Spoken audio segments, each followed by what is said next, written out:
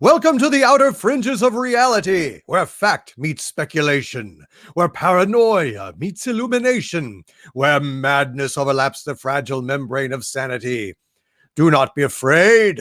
Open your eyes and open your minds to that region that lies beyond the realm of the known, that region we call the ExoZone. I am your host, Dicta Van Doomcock, the future ruler of Earth, and with me is my co-host and aficionado of all things fringe, the Nerdotic Channel's Gary Beekler. Gary, I hear you have some weirdness for us today. We have a lot of weirdness. Something landed in our lap over the last couple days, and honestly, I didn't see it until I saw the wonderful and crazy Linda Moulton Howe, who Nerdotic Jr. calls the UFO crazy cat lady, brought us a really strange anomaly that, listen, it's probably natural, but it's strange enough to look at. It's cool enough to look at, and it can lead to other conversations about Antarctica and how weird it is. And we also I'm going to talk a little bit about Contact, the latest episode of Contact, and draining lakes, and we have some more lakes and lagoons disappearing in Mexico. Oh my. And in searching lakes, I found a lake I had never heard of called Skelton Lake, which is just weird as hell. They thought they had it figured out, but now they don't. So we're going to go over that as well. We're going to be hitting there's a website called strangesounds.org, and they cover strange sounds, but they also cover just strange stuff. And we're going to be hitting that website pretty heavy because I love it. I've been reading it for the last hour. So, it seems that, by the way, let's start out. Tyler from Secure Team came back, did a video, and it was good to see him back. So apparently he's had some like family issues or something like that, because we mentioned him last show. Yeah. Yep. So we hope he's doing great. And apparently people are giving him crap, and I guess that happens. It's like, make a video when you want to make a video, Tyler. Where you got a million subs, you got a couple million subs, you're fine. Yeah, I mean, I don't think even YouTube can unsubscribe you that fast, No, well, yeah, that's the weird part of their algorithm, is if you're not putting out content, your subscribers go down. They just especially if you go long periods of time, it'll and you don't have any content that's like getting traction. They will definitely go down. It's weird how that happens, but they always go up and down every day. Mm-hmm. And it's just a matter of, fighting against it. Make sure you have your content out, and the pluses outweigh the minuses. That's the way it goes. Pretty much. Yeah. But we're doing okay. So yeah. Right on. So let's start with the face. You want to start out with the face? The face. That is something that I've not heard of before. And it appears to be legit. I mean, it is in Google Earth. So unless some around and having fun, this thing apparently is real and has been unearthed in Antarctica. Yes. So we got the Google Earth up there, and let me put in, all right, there we go. So I'm going to put in the coordinates, which I got right here, so we can get a nice little zoom effect here. Sweet. Yeah. And we're coming up on it, and there it is. This thing is weird. Now, God, let's back up a little bit. Surely a trick of light and shadow. Absolutely.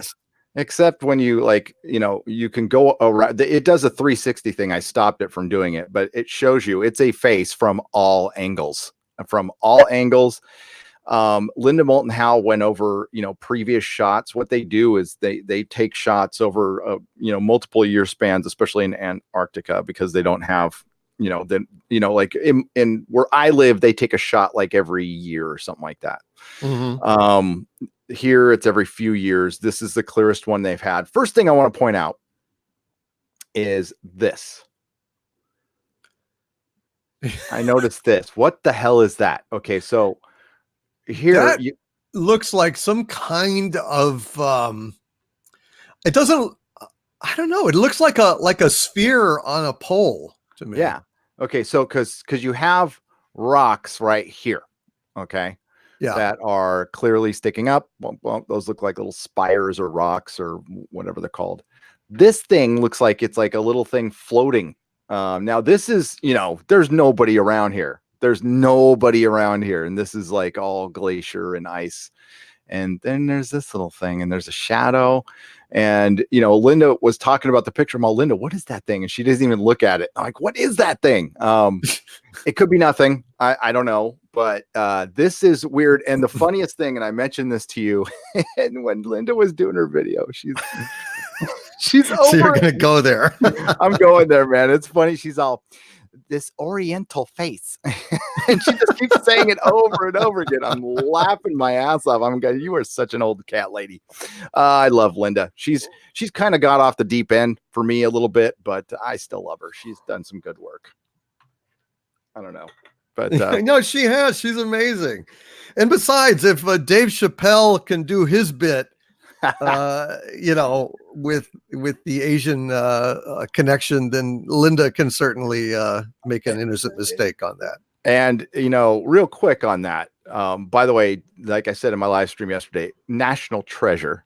Dave Chappelle's a national treasure. Don't agree with everything he says, but the analogy he made within that routine is multi-layered and genius, and people need to watch it and understand why. This is what I was talking about. I think it was a few inquisitions ago. Like, the one way we can fight this crap is to have a comedian with enough juice who can go out there. I said at the time, make a movie, but if you could just do this, and he's done it before, to fight political correctness, then that's a good thing. But we're here talking about high strangeness. Yes. So, okay. If this is a face made by, it's 0.6 of a mile long. Like, it's, 3/4, a little over half a mile. It's massively huge. And if to get you a little more context, and the reason there's different colors is it has to do with just different pictures that were taken. But there's like green, and I don't understand that either.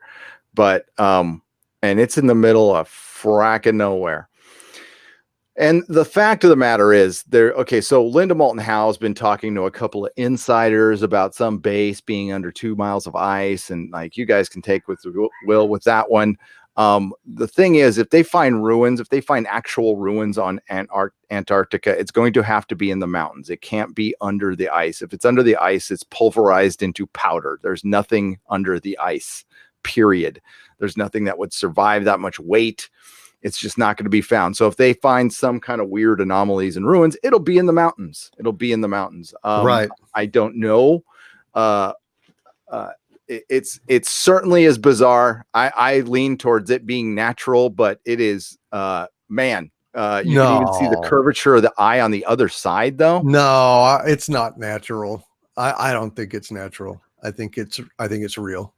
It's freaking bizarre looking, man. And I guess this is just there's people out there who just comb over Google Earth to look for stuff like this. And this is like a gold mine. This is like, like what you do it for. It's pretty fun. I mean, that sounds terrible, but I've done it. I've spent hours on Google Earth just checking stuff out. I got really into looking at the Congo and just seeing how like thick the jungle is and how ridiculous that there's entire villages in the middle of the Congo, and the only way you can get in and out is a river. And you're just trapped otherwise. But they're huge. There's some like huge villages like in the middle of freaking nowhere that you got to take a boat, and that's the only way you're getting there.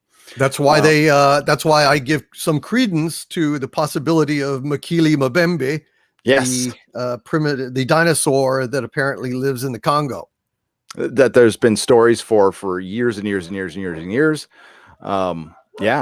So this anomaly, Linda Moulton Howe was calling it a giant stone, like black stone structure that is just covered in ice.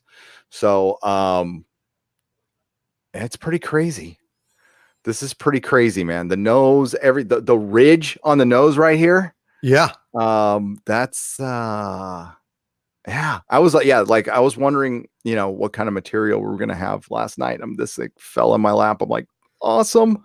No, man, it's Great. great. And it's the expression on the face is kind of chilling. It does not look like a happy face. It looks like a face that is in despair or pain. Pensive, to say the least. Yeah. Yes, certainly. And of course, you gotta, compare this to the face on Mars, and the face on Mars is kind of expressionless, but it still has that ridge thing right here. That Mhm. that really is crazy. Now, does it look like an alien grave? Possibly, possibly. Yeah, The it's possible. I mean, and it does have a more Asian cast to its features. However, stylistically, it does seem to have some kind of kinship, theoretically, to the face on Mars. it does. Stylistically, anyway. Even with, I mean, I don't know if this is part of it, but it looks like it's wearing some kind of a Mhm. helmet, and it Yeah. comes down here, and then the partially open mouth, and just the illusion of this part is that it looks like there's teeth in there, which is really cool. You got the nostril right there, the ridge on the nose. You could see the possible other eye that's like just covered up Mhm.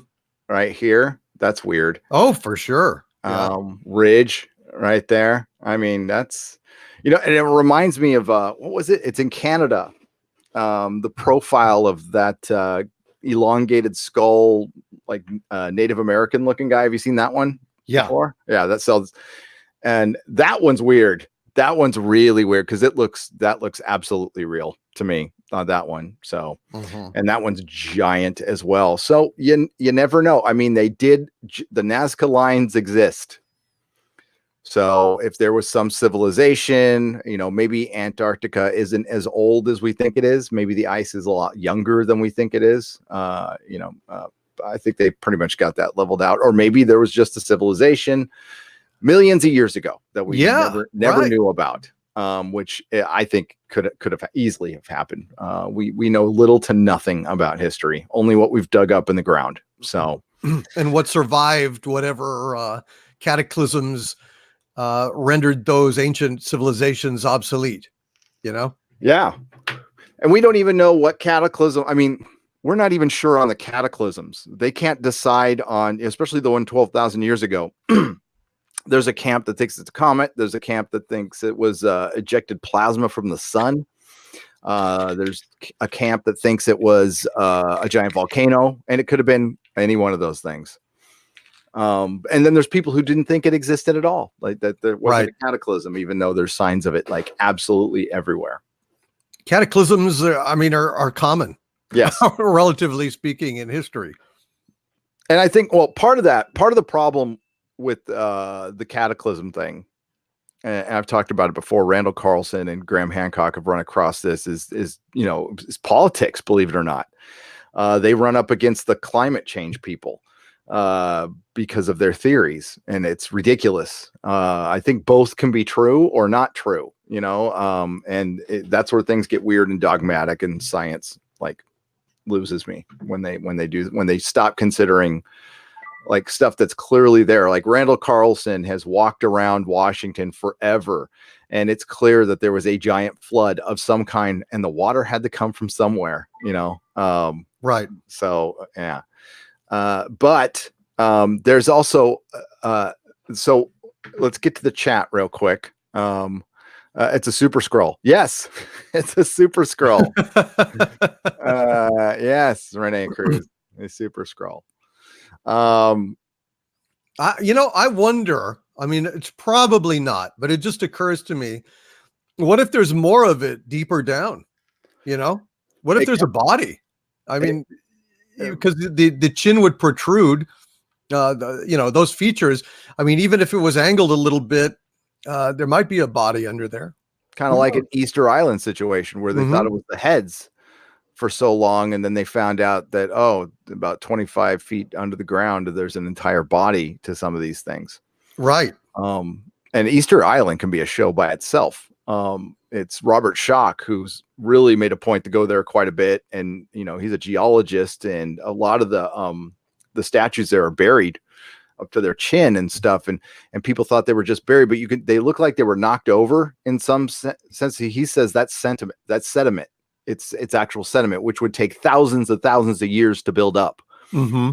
And there was a written language there at one time, and there's a lot of weird stuff going on. Like this head, Gary, is at a very odd angle, relative to the terrain, and I wonder if geological shifts have actually rotated it some. That's a good point.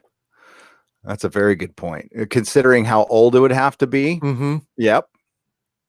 And it doesn't seem aligned with the terrain. No, it doesn't. It's hard to, odd.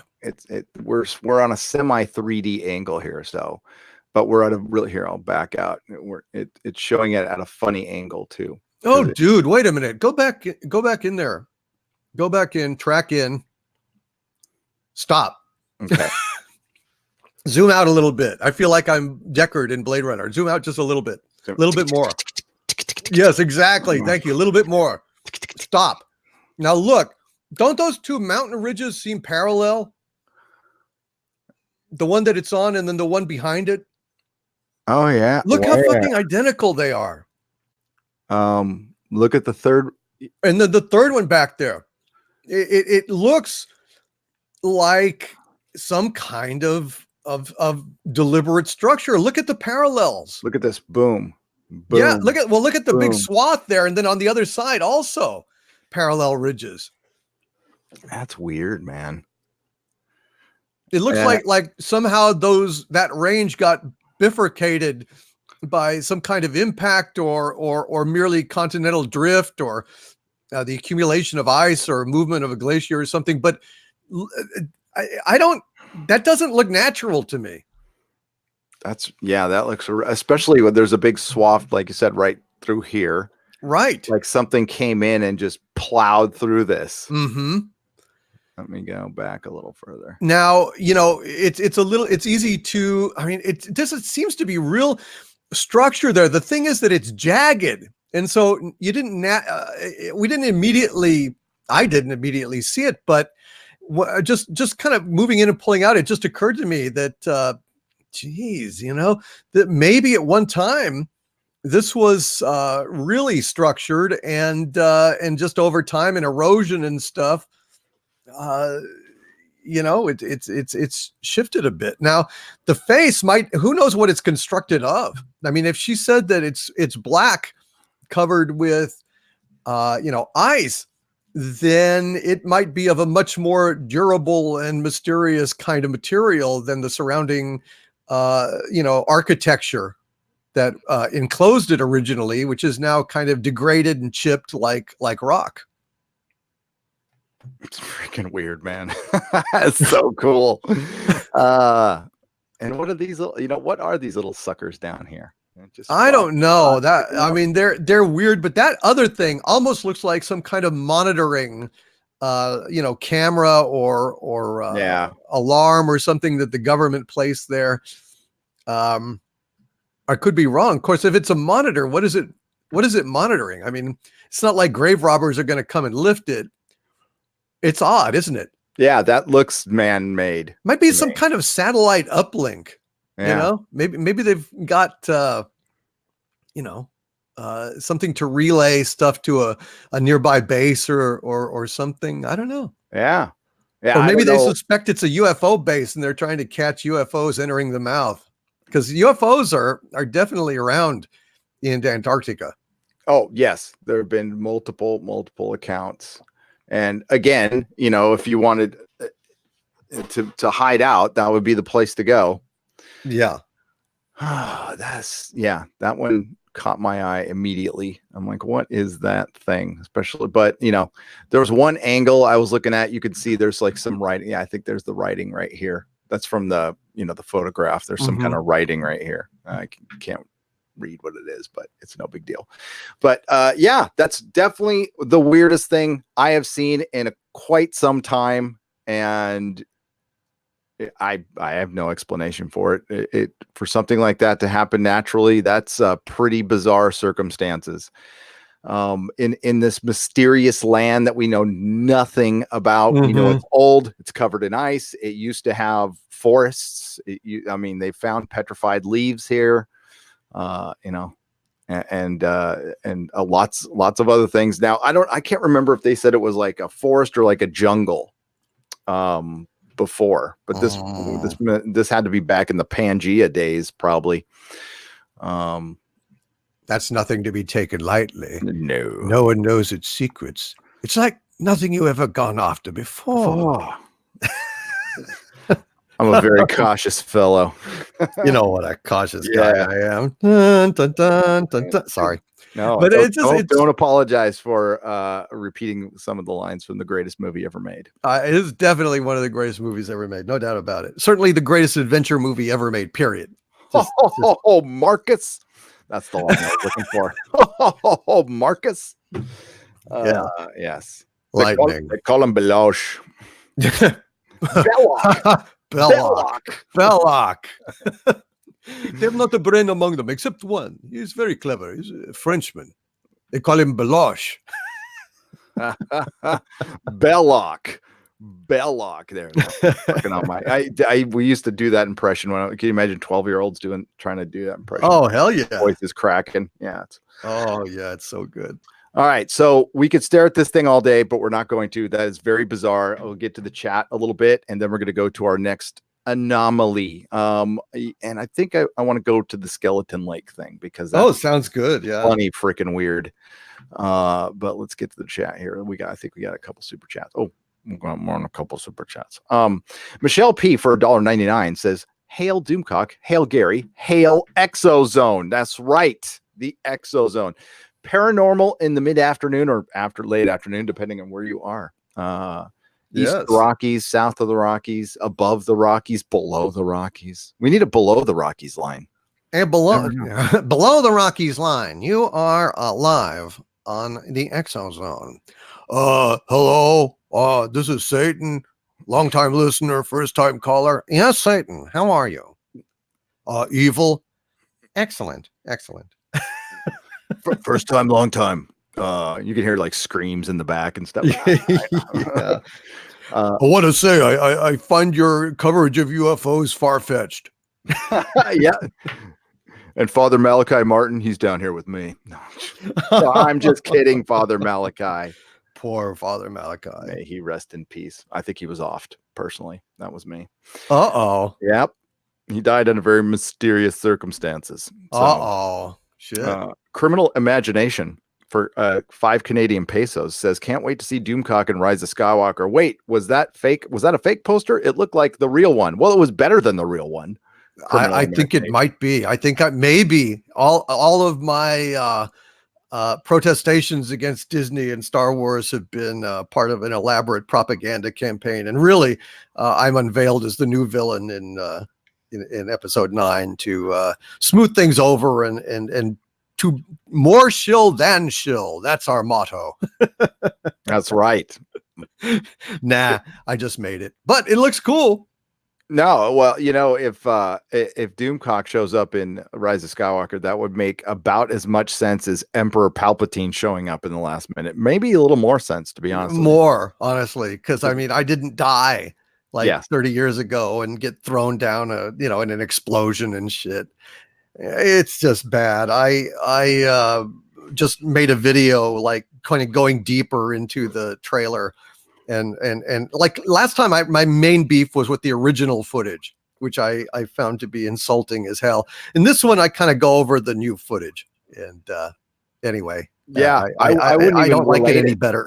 I wouldn't relate it to the new footage, and when I was covering it, I wouldn't show it. But it really does stick out like a sore thumb when you put it next to the other footage. It just doesn't even fit. And it's a conversation for another day, but there's a lot of people who just, are hopeful of J.J. Abrams, and maybe they're just not familiar with his work and not familiar how he does things. And believe me, what you saw in the trailer, that's about as in depth as they're going to go in the film. You will not get, when you see a trailer, you go, hey, I'm seeing pieces of a story that's bigger when I go to the theater. No, you're just going to see a longer trailer. Basically, that's what you're going to see. Armchair Warlord for $2. Hail the Maiden's War is up for pre-order online. Check it out. That's online. Is that Indiegogo Armchair War? You got to tell us where. Or Amazon. The Maiden's War. That's Amazon, right? Armchair Warlord. I'm pretty sure. Probably. Yeah. Check it out. The Maiden's War. Check it out. Thank you for the $2. Theron Gale for 10 Canadian pesos. Please shout me out. Literally no content yet, but I've just been through the move from hell. It's coming. Moved cities and find out it was an illegal, subtle, and real landlord shows up. FML. What's FML? I don't know. I don't understand about this evil landlord. So moved cities and find out it was an illegal sublet. Oh, I read it wrong. Okay. God damn, that sucks. And the real landlords show up. Oh shit. That sucks. Oh man, I'm in a town filled with those things.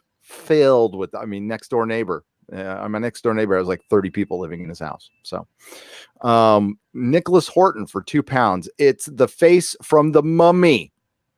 You know, it kind of does look like that face. If the one from the Brendan Fraser movie that you see in the clouds or the dust. You're right. Back when that was cutting edge technology back in 1999. So this is an old publicity stunt from Universal. Yeah, they went down there and chiseled a 0.6 of a mile mummy face, and we forgot about it. Well, they didn't really let us know it was there, so it's a failure of publicity. That was malpractice. I don't know the story of how that was. It was just found by some Google Earth person. I'll look into it more, but it's weird. You can't say it's not weird, and that's what we're here to cover is weird. Yes. And thank God it's weird.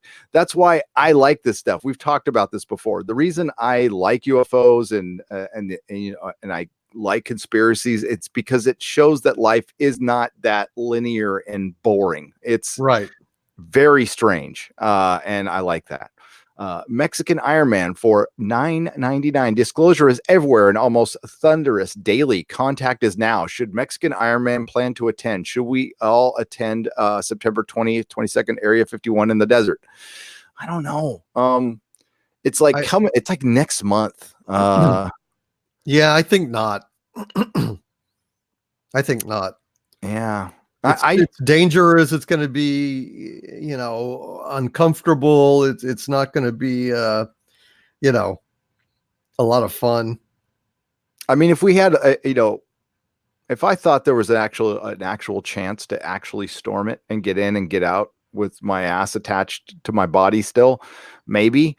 Because listen, I like a good adventure as much as the next person, but it's got to make sense, and I got to go to New York Comic Con the next month. So I think I'm probably going to sit this one out and we can cover it from afar here on the ExoZone. I think it's probably wise. I mean, the only way I would go is if I could set up a lavish tent and dress up like a sheik and have hordes of willing women coming to my tent and reenacting midnight at the Oasis repeatedly with me.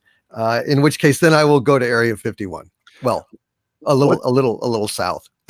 What's the horse race movie with Aragon in it? That Mrs. Neurotic likes. God damn it! Horse race. It was some Arabian horse race, and it's got Viggo Mortensen in it, and he's like a cowboy. Right. And they have the lavish a tent like that. That's what I was thinking about. It's practically a palace in the middle of the desert with some women fanning with palm leaves and stuff. I was actually thinking more of like the Great Leslie in The Great Race. You remember that Blake Edwards movie, The Great Race? I do. With Jack Lemmon as Professor Fate and Tony Curtis as the Great Leslie. And I'd have a phonograph playing Desert Song and a little take a number thing. And but I digress. This is the ExoZone, science fiction, not fantasy. So go ahead. Science fiction and fantasy. Josiah Clinch for $5. Okay, DC, check out inventory ASP. What the hell is one of your bots doing at ISS? Gary, check your email. I just the pic show DC in chat. Okay. Oh dear, did they find something screwing around at the International Space Station? Yeah, ISS. Yeah. Oh dear, oh dear, oh dear. Oh boy, I gotta renew my mailbox. Okay, which email? Oh god dang it. What? Uh-oh. Oh, hang on, I'm in my wrong email. I've got like 19 of them. Oh man. Jeez. Well, that's why I had to simplify things, because all my emails go to one email. That's part of the but now I have to put in my password, which is very complicated. There we go. It's better be worth it, Josiah. That's right. Better not be porn. There it is. No, it wouldn't be porn.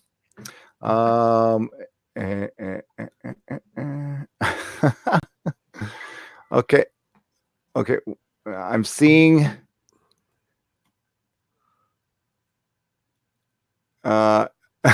he's got an army, and then I don't know. I see his. Here we go. I'll share it. But the ISS? He put you in with the ISS. Oh. Well, hang on. Well, this is clearly a fake then. Hang on. I can't show my mailbox here. Hang on. No. Yeah, give me just a second. I got it. Yeah, we'll do this later, Josiah. We'll do it later. Yeah, that's a little too complicated to do it inside a show. Sorry, Josiah. Yeah, sorry, Josiah. It's just I'm not really big on going and getting stuff during live streams because it just completely stops the flow like that just did right there. But I will get to it in a second when we have a good time to pause. I'll pull it back up. All right. So don't worry. Good. I won't forget.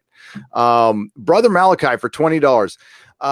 Think there is any link between this and the tales of the Antarctic N1 Gin? P.S. Editing the word because we know how sensitive Google is and can misread things.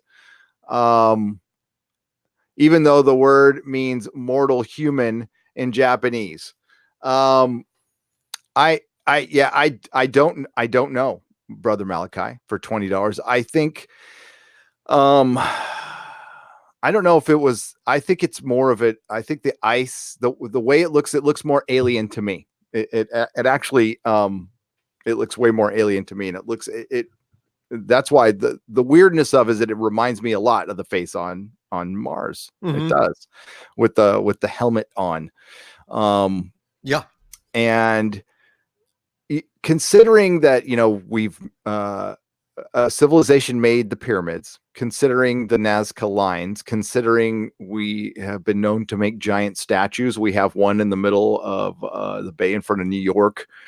If there was a advanced civilization, would they not carve into the earth and make giant, statues and structures? Hell yeah, they would. Especially if they were a hyper advanced and differently advanced. That's the thing that Graham Hancock tries to point out with his Atlantis theories. Is Atlantis was like a worldwide civilization that was connected. It might not necessarily have been as advanced as we are, but they were advanced differently. Like maybe they were more advanced in certain things, but they were still.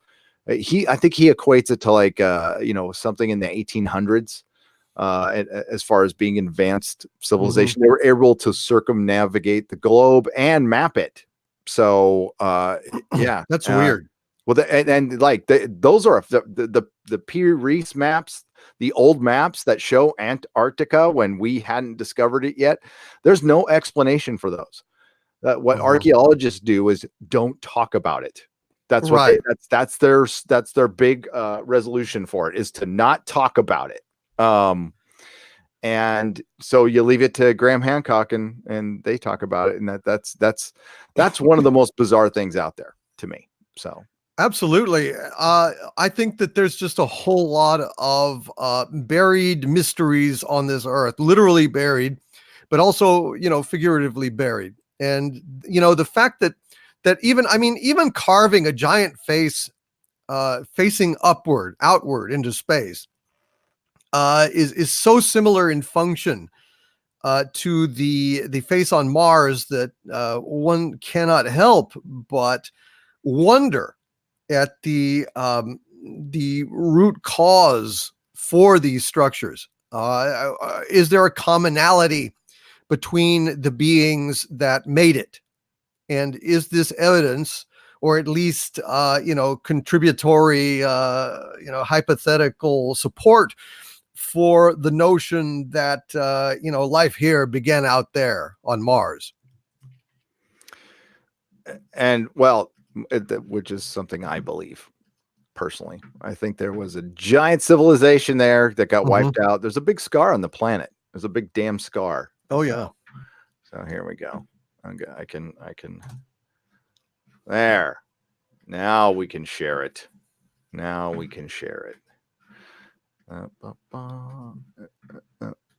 These just things. There. That's what he wanted. That's what he wanted to share.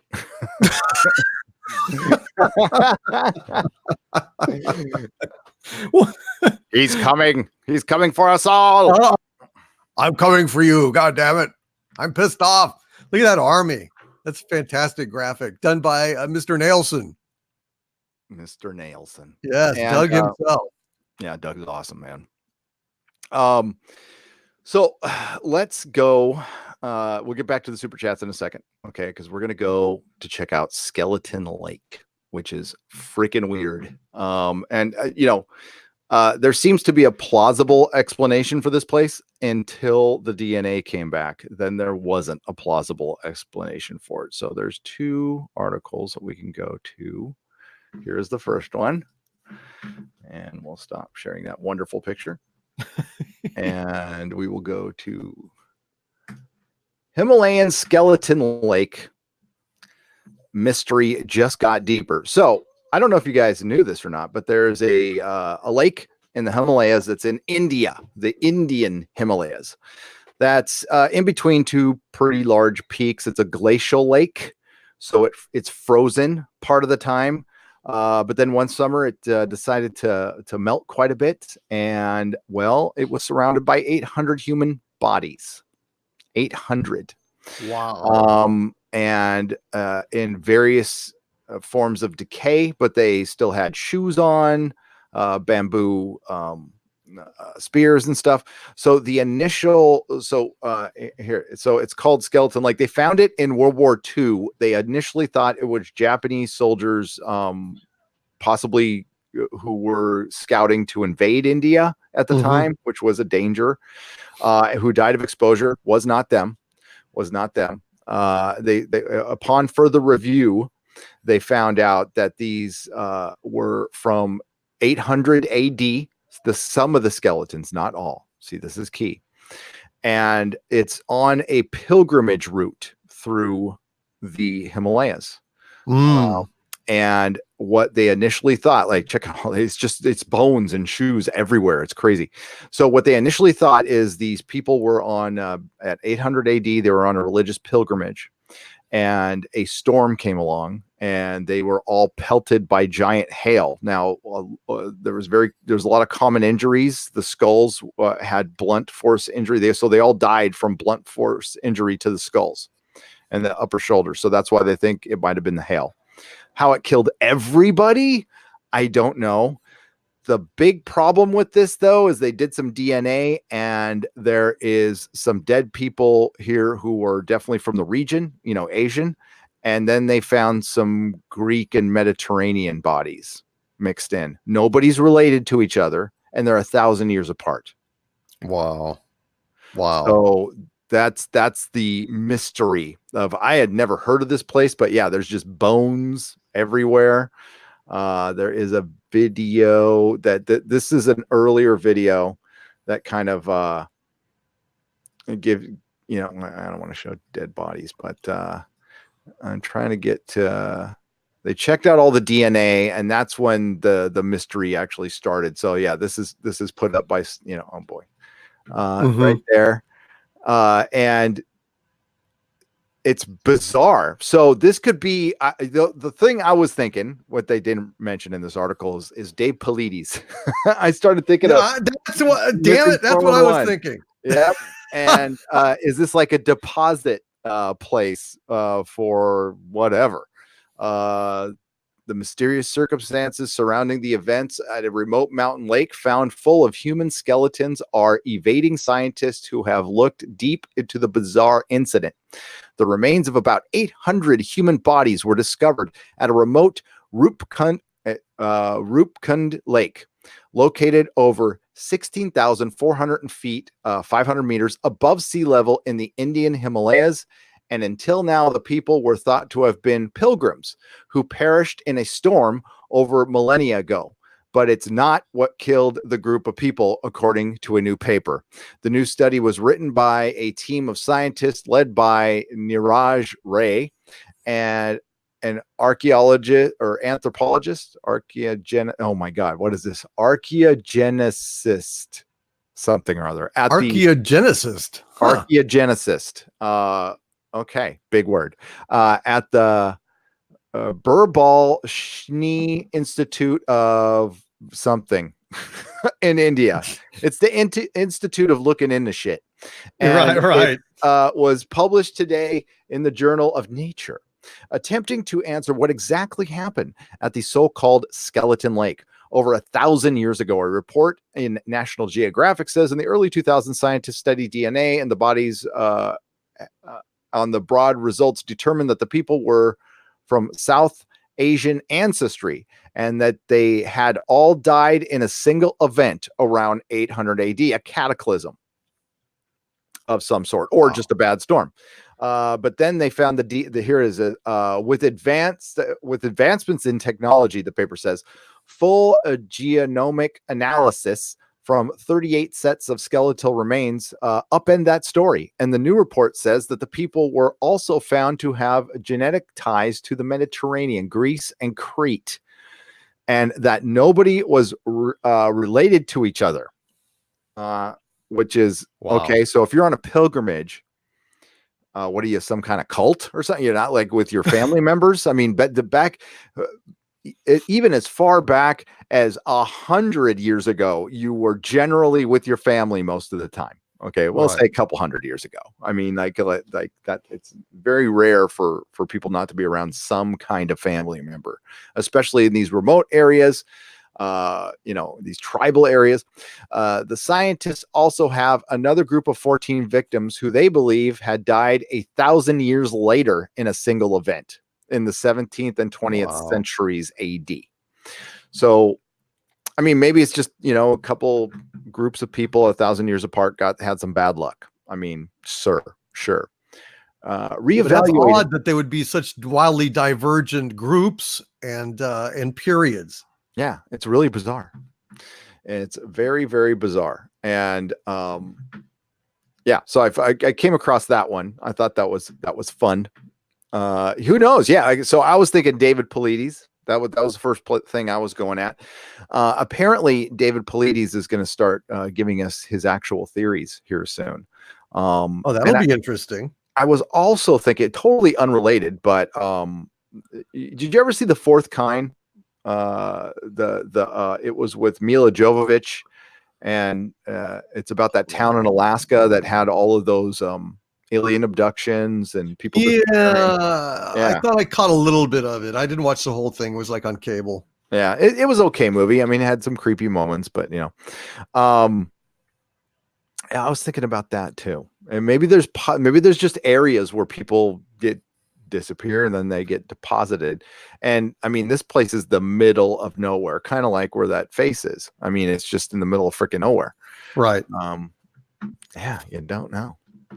It's weird. I doubt that this has anything to do with Paulides, unless they found modern, artifacts on some of the bodies, like shoes and backpacks and watches and things like that.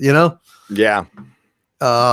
Unless it's kind of a roving phenomenon, that tends to teleport people to remote areas, and but that thing, it moves. You know what I mean? Like, maybe, I don't know.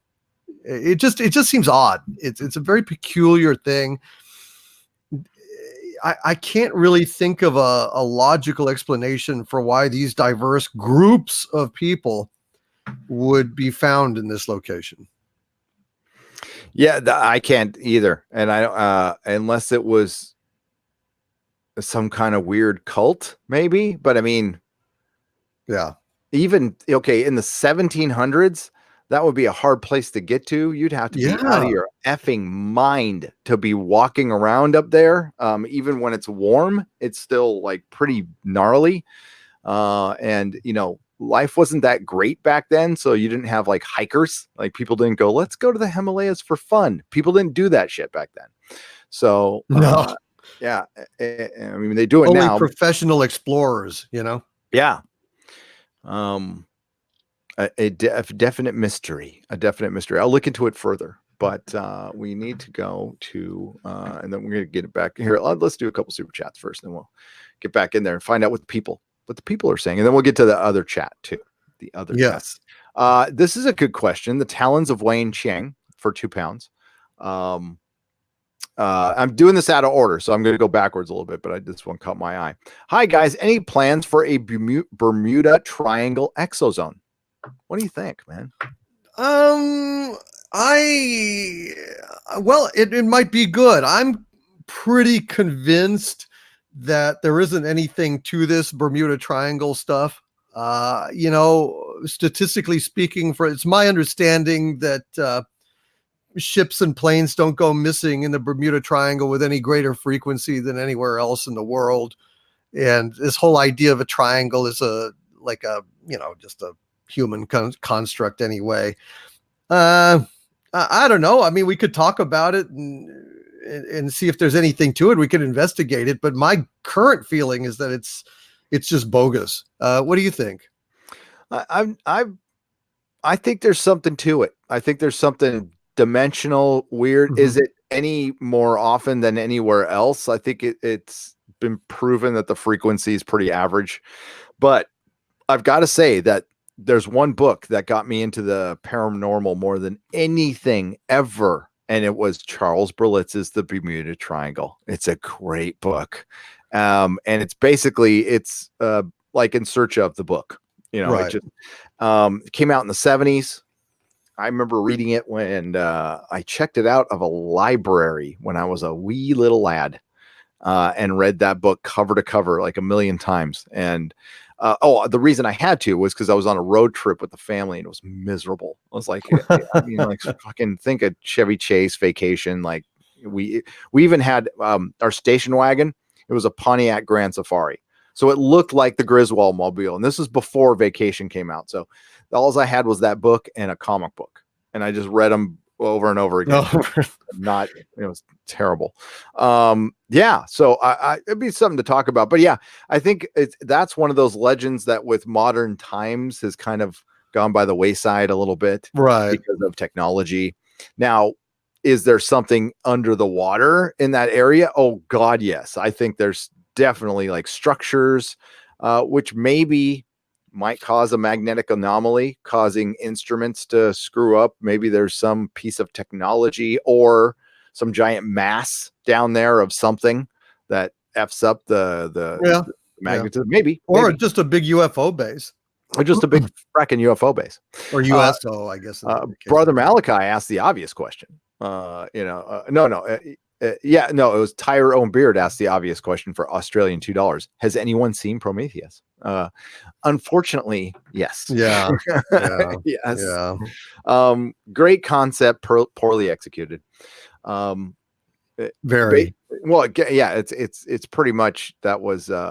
They listened to a lot of Art Bell, didn't use all the good bits, and Brother Malachi asks, all the crazy stories going on in Antarctica now reminds me so much of H.P. Lovecraft's At the Mountains of Madness. Was he ahead of his time, Doomcock? Yes. Well, I mean, on the one hand, a author's natural imagination will go to a realm of the earth, a region that is not well understood or mapped, very remote. I mean, I think it's a natural, shall we say, setting for fantastic literature. But on the other hand, I think that there are resonances. I mean, we've talked about this many times before. I won't go into it again, but I think that reality is actually a non-dual, unitary process. And so, as above, so below. I think all the time synchronicities occur where, ghosts of reality intrude in your thoughts and in your literature. So he may have been picking up echoes of actual occurrences from the Akashic record, as it's phrased. So I do. No, I love I that think theory. that's why it resonates, Gary. Absolutely. Honestly. Absolutely. When you, with certain authors, maybe their talent is, of course, writing, but it's also being able to tap into that. And that's why they can write such rich worlds. It's, Tolkien. I'm into Tolkien. That guy spent his entire life practically writing about this one world and laying out, like, it's crazy. It gets a little, with the trees and everything, but it's fully lived in and cool, and it's amazing. It's amazing. So I believe that. I love that theory a lot. Yeah, I think it's true. Just like in the Matrix, right? Yeah. Where all the knowledge you need, could be downloaded into Neo. He needs to know how to fly a helicopter. Okay, here you go. Boom. I mean, that's the beautiful thing about the Matrix is it's such a metaphor for, I think, things that are actually real, for reality. It's not just science fiction. I think it's an allegory for what the truth is. That's why it resonates so well. Absolutely. Could not agree more. I was watching a video late last night. I always get, the more tired I get, the weirder videos I watch on YouTube. And it was about determine. I forgot what the scientific term was, but it's determinism. Yes. So like we're basically, our fate is determined. It is set in stone, and we're just basically following a program. And there's nothing we can do to change that. I mean, I don't know if I don't believe it, but it's a theory it's part of theoretical physics. Mm-hmm. A lot of evidence points to it not being true, but it was an interesting video to watch and to consider. Well, I think that time is not real outside of this kind of bubble of time that we call existence. And I think in terms of determinism, my feeling is that it does not negate the idea of free will. Merely, it's like a game of Dungeons and Dragons, where you're going through the game and you're making decisions in real time, but it's more like you've already made all those decisions right at the start. In other words, the entirety of reality, boom, it's just rendered out. It's this infinitely complex crystal, okay, with all the branching paths that you could take in multiple quantum lines, the infinitude of quantum possibilities are all rendered out. Okay, I mean, it's done. It's not happening in time. We experience it as if time was real, but that's merely like the consciousness that rendered the thing regarding it. That's wow. But it doesn't mean that we didn't choose. Yeah. We made our 20-sided die rolls, all of them. But they were pre-rolled. Okay, so there you go. I mean, this is what he do. This is what he do. This is what he do. And it's all rendered out because there is no time. Time is an illusion. Lunchtime, doubly so. So yes. Gary Gygax is God, basically. And no, I'm just well, he's the kind of cosmic dungeon master. Or yes, well, he is. He is. Because what isn't, right? Yeah. If there is no duality, then it's all consciousness anyway. So true. Andrew, sorry, I just I love this. I don't need to apologize. That's why I brought it up. Andrew Titchener for $4.99. There is a video on YouTube with footage of Operation High Jump that shows them landing on a liquid lake surrounded by land not covered in snow and ice. I'll check it out. High jump was when we went down to the Antarctic right after World War II, right? For some really weird reason. And we were fully armed and yeah, I think we were trying to prevent the Nazis from going to the center of the earth with their UFO fleet or something. Wasn't there like rumors Byrd was going after an opening in Antarctica or something? Oh yeah, there was rumors that there was a UFO attack on our ships during Operation High Jump. Operation High Jump, officially titled United States Navy Antarctic Developments Program, 1946 to 1947. Dude, 1946 to 1947. Those 2 years right there, I mean, fundamentally changed our country, our government. This is when, you know, it's probably the time when it was the time that the U.S. was established as the dominant country on the planet. At this point, we had just come out of, World War II. Of course, we dropped the A bombs and we became it. But a bunch of other stuff happened. The CIA was created. The NSA was created around this time. Oh, Roswell crash was around this time. There's a lot of weird things that happened in these 2 years. And this is probably when I think our government was always keeping secrets from us, but it became clear they were keeping secrets from us. This was in a Navy operation organized by Rear Admiral Richard E. Byrd Jr., officer in charge, Task Force 68, and led by Rear Admiral Richard Cruzen. High Jump's objectives, according to the U.S. Navy report of the operation, were training personnel. It's a training exercise, Doomcock. Oh, of course, to go all the way to Antarctica. Yes.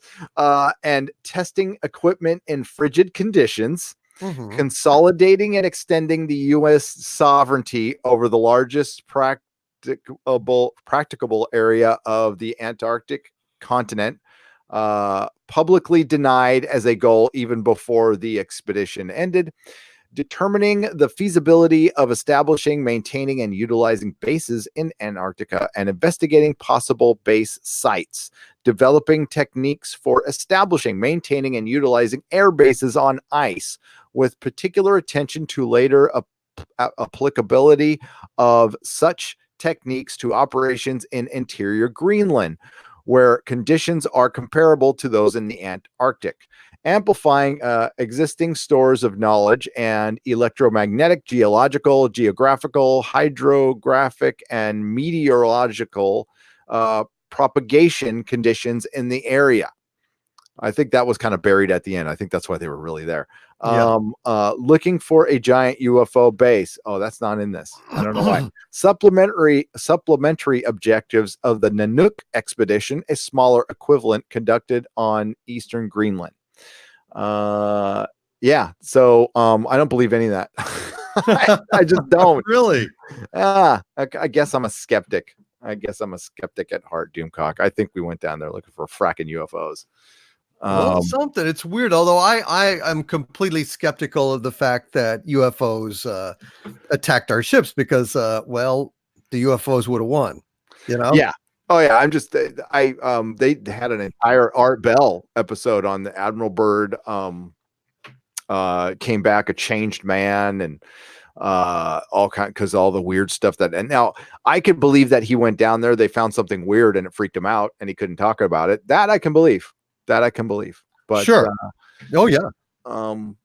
There's a lot of instances of high-ranking military men either not going crazy, but changing quite a bit after their service. And this was again at a time. I don't think this is too likely nowadays, but I think back then, guys did hold to their secrets and they did honor their security clearances, and they went to their graves knowing stuff that we probably should have known, and it probably tore them up. I'm forgetting the guy's name now. Oh, the one who committed suicide in the loony bin, who used to, be a high-ranking officer, high-ranking officer, and he towards the end got paranoid and went crazy and committed suicide under very curious circumstances. I forgot. Flynn, was it Flynn? I'll remember it in a second. It wasn't Van God, the Vannevar Bush? Was it Vannevar Bush? No, it's not Flynn. God dang it, what's his name? Richard Dolan talks about him a lot. I'll remember. Somebody in the chat could probably help me out. Okay. It was back in the 50s, 60s, 50s. And the whole theory is he knew about the Roswell stuff and he was murdered. He didn't commit suicide. But in the meantime, while I jog my memory, let's get to the evaporating lakes, because I want to talk about the latest Contact episode, which talks about this very thing.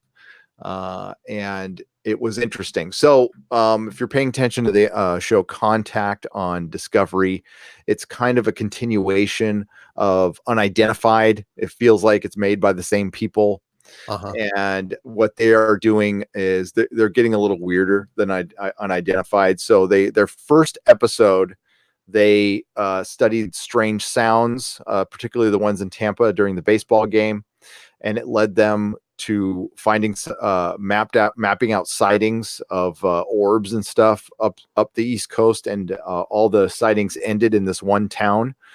They went to that one town and found out that there was a giant East Coast earthquake that in a place that's never had an earthquake, and it was one of the biggest earthquakes on the East Coast. It was 5.7, I believe, which is huge. It actually damaged the Washington Monument.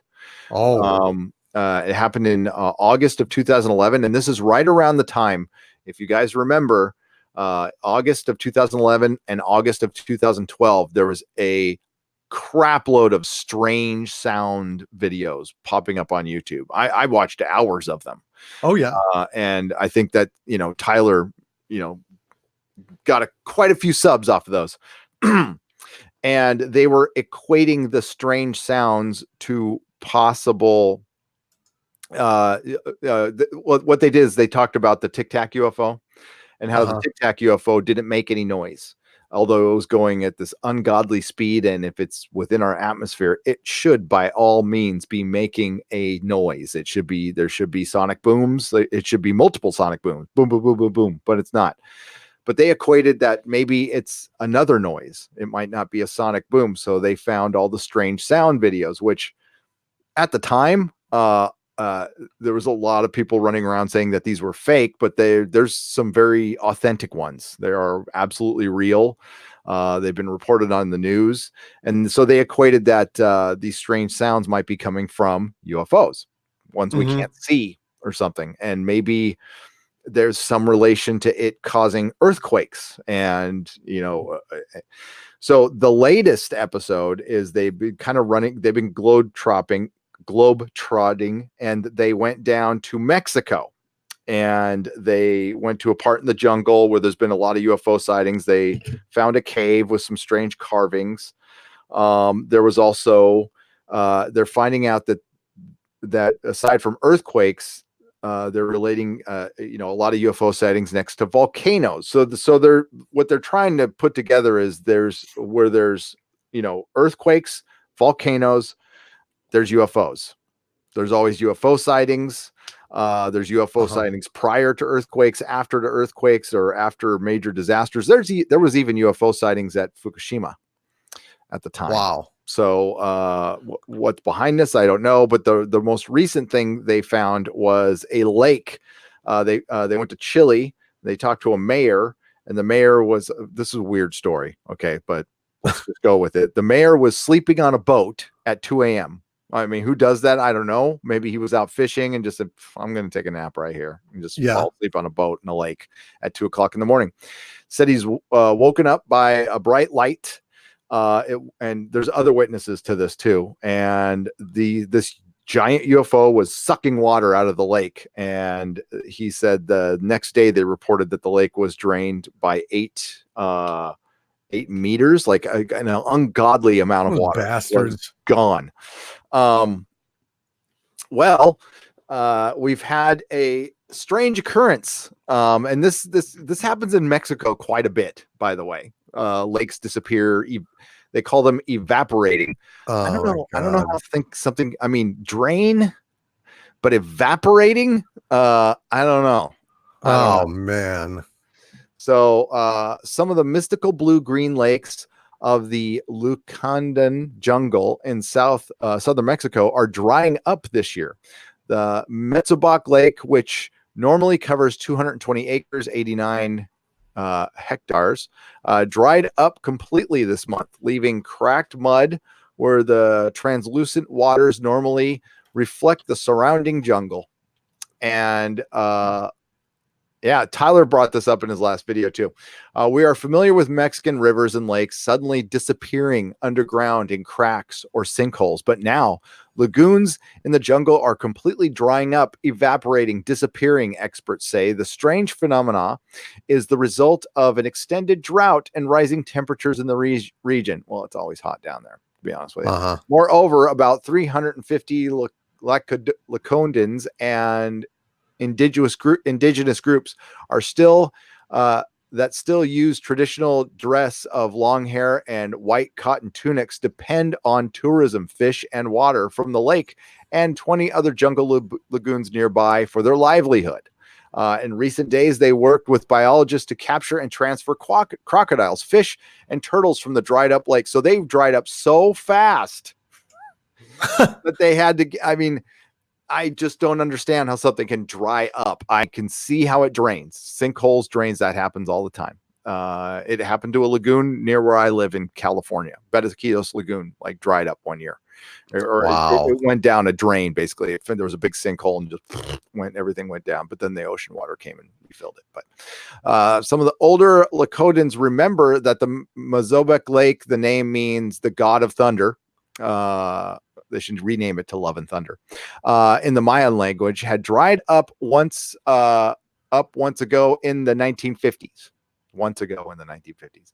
But experts worry that it jumped on me. That such episodes will become more frequent as rainfall declines and the peak temperatures rise in the area located a few dozen miles from the Guatemalan border.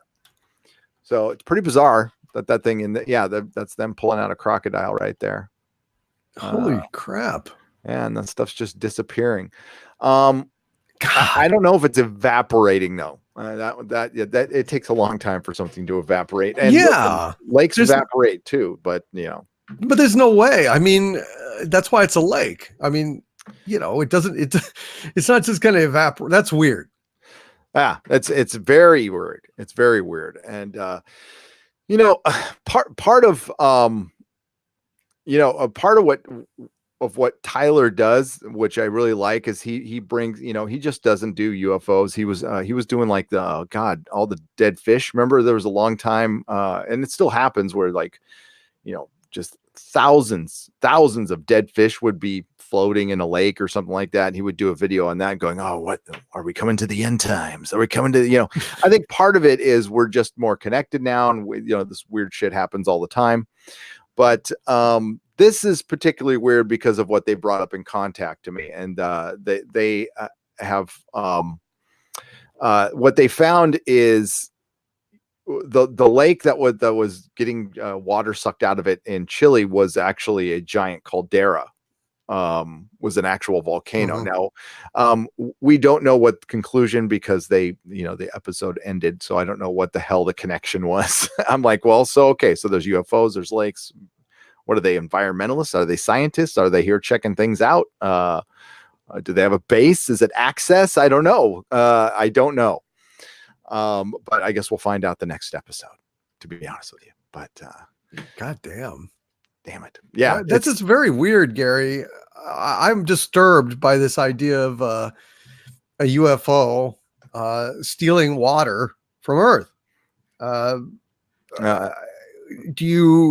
heard this before. I mean, I've heard there's a case it's one of the Carolinas where a guy watched a UFO sucking water out of a lake.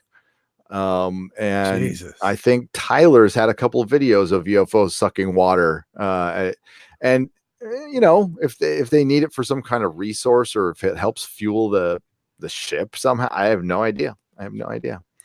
But yeah, there's we had an earthquake today up in near Oregon. Oh, really? Yeah, 6.3. I didn't feel it. But there's lots of, you know, if you go to strangesounds.org, they're pretty good at collecting some weird stuff. Dozens, if not 100 people running from out of their buildings. Oh yeah, this is cool. Hang on. Let's see if this is a good video. Oh shit. Terrifying water spout. Oh man. Hang on. Let me show you this. Yeah. This is cool. Hang on. Yeah, see, I could spend all day on a website like this. Well, I mean, you know, you're talking about UFOs sucking water out of a lake. Yeah. But wow, look at that. Jeez. Seems like that's how UFOs would do it if they were you know, trying to siphon off stuff. I mean, you know, hide up in the clouds and just suck it up in volume, huh? Yeah. But that is oh my God. This gotta be that's gotta be phony. Is that real? It was going Jesus. kind of fast, to be honest with you. Well, it might have been sped up time lapse, you know. Yeah. Wow, look at that. I am reminded of footage of UFOs sucking plasma out of the sun. Yeah. Do you remember that footage? Yes. Oh, and Tyler got a well, it's from daily UFOdaily.com, but he got some a weird footage of what looked like an anomaly in the sun. But I thought he had better footage afterwards. Let's see if I can find that. Hang on just a second. Let me go to security because he found some telescopic footage of some ships going behind the moon that kind of look like Star Destroyers. Oh, but not hundreds of them.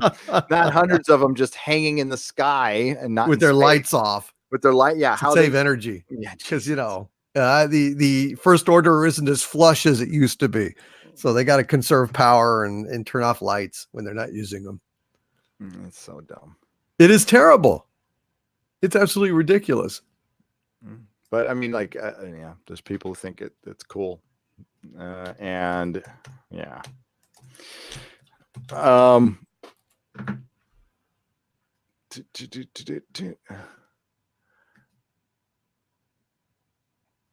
It's taking me a second. Here we go. Wow, they sure. I would hit Secure Team 10 on Google, and it wouldn't go right to his YouTube. Oh wow! It would take me to his Twitter, but it wouldn't take me to his YouTube. That was weird.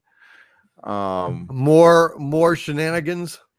Oh yeah, I think he's totally being suppressed. I don't know what. I mean, his views are pretty good, but no, honestly, no, they're not. They're okay. I mean, 126,000. That's a lot of views. But not off of 2 million, not off of 2 million. Yeah. I mean, I think there's a point when you subscribers where it just gets so big that you can't expect to get because normally you want to get what it's 25% of your audience, 25% of your audience clicking, and you're doing fine. But like there's a point. I mean, yeah, PewDiePie doesn't get like, although he's doing pretty good nowadays. But there it is. Yeah. These have to, I don't know if this is real or not. Okay. I'm just going to say that right now, but it looks cool to me. So, and that's all that really counts. Of course. Well, we're not, we're just investigating possibilities. Yes. Where'd it go? Chrome tab, moon size. There we go. You see that, right? Okay. Dun, dun, dun, dun, dun, dun, dun, dun. Oh shit. So this is supposed to be telescope footage.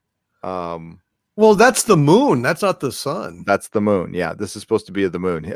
I skipped the sun stuff because I don't think it's a ship. Honestly, I think that's weird. Well, it says in the title. Well, you don't know. Hovering above the sun. Well, he did multiple videos. Oh, okay. Yeah. Okay. So here's a close up of it. Our first catch of the day. Wow. Oh, that's fucking weird. Yeah. And he follows it up with some Apollo 11 footage. That's pretty great that I want to Well, show. what do you think that is? What else could it be? If this is real, I mean, you never know who. I mean, if some film student wants to get attention, he fakes some stuff. I mean, it looks, but this part right here, watch this. This is real. Oh yeah. And this is famous. Yeah. Yeah. So, I For mean, sure. that stuff, I mean, it happens. That's why he, brought it up. And you and I both have a passion for, there is some shenanigans going on the moon and Mars for sure. I like this one. Oh, it just stops and alters course. Yep. That's that's crazy. what the ice crystals from the shuttle did. They were trying to say that it was ice crystals from the shuttle that were like lights that came and darted off. You know, that shot from orbit. Yeah. Well, that one's awesome, dude. That is. Oh yeah. You see this particle or blast of something like shooting at one from the ground, and it turns and moves. I mean, it's just. And there's so many lights up there. There's so much going on in space. There's so much I'm actually gonna once I recoup from Las Vegas, I'm gonna especially when I move, I'm gonna bust out and get some of those night vision goggles and definitely take part into looking at the skies and getting video of that stuff. Especially if I'm going to be moving someplace like away from a big city. Thankfully, oh God, I can't wait. And I can see the stars again. God, I hate not seeing the stars. That's a bummer about living here. At least when I lived down in San Diego, there's parts of the town you could still see lots of stars. It's dark, it's a big enough place where there's still plenty of country, and it sucks here, man. Yeah, well, I'm sorry. It used to be San Francisco was a beautiful place. Yep, it used to be cool, man. Used to love visiting, but now I don't know.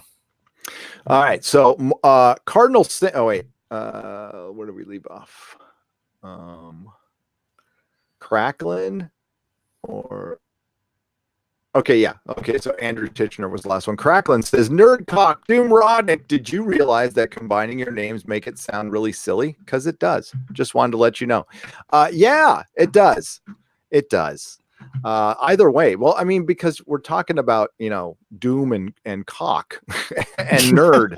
We're throwing around like, or erotic. We were both pretty clever with our names, I would say. Yes, it's very two great names that don't go great together. When you mix them up, it's just it's not like peanut butter cup. No. Abe, thank you though, Cracklin for $4.99. Apex Tyrannus for $10. I have been writing a paper on Antarctica. What it should be used for, as Werner von Braun was there in the 50s for this reason. We should turn McMurdo Station into a space colonization training base. Absolutely. I'm surprised they haven't done that already. Or maybe they do. There's supposedly a place up in the Arctic that they do that stuff at. They train the rover, and they train for Mars and stuff. I wouldn't be surprised. I think that's probably a sound strategy. And if there's stuff in Antarctica, then there's certainly stuff at Greenland. Greenland's under a bunch of ice too, when they just found a giant crater there that's been sitting there in plain sight that they just noticed in the last couple of years. So who knows what else is there? Yeah. Theron Gale for 50 Canadian pesos. Thank you. Personally, I think the ancient Greek description of Hyperborea describes the Sea of Ireland when it was above water. Man being the central rock in Greek, island does not mean island. It means isolated land, like cut off by plates and ice caps. Interesting. Hyperborea. Right. Yeah. Yes. How how Robert E. Howard wrote about that. Yep. Agreed. Theron Gale also for Canadian 2 pesos. Also drinking Boulier bourbon with Dr. Pepper. Ooh. uh, I wonder. That's weird. TR French for $2. Why does Harvey think? What does Harvey think about Skeleton Lake? It's I think it's a great start.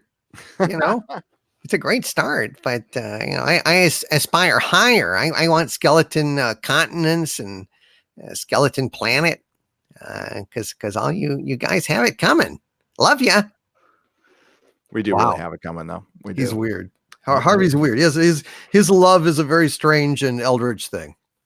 Strange kind of love, strange kind of feeling. Sorry. Little Peter Murphy there for everybody. Apex Tyrannus for $10. A real space program.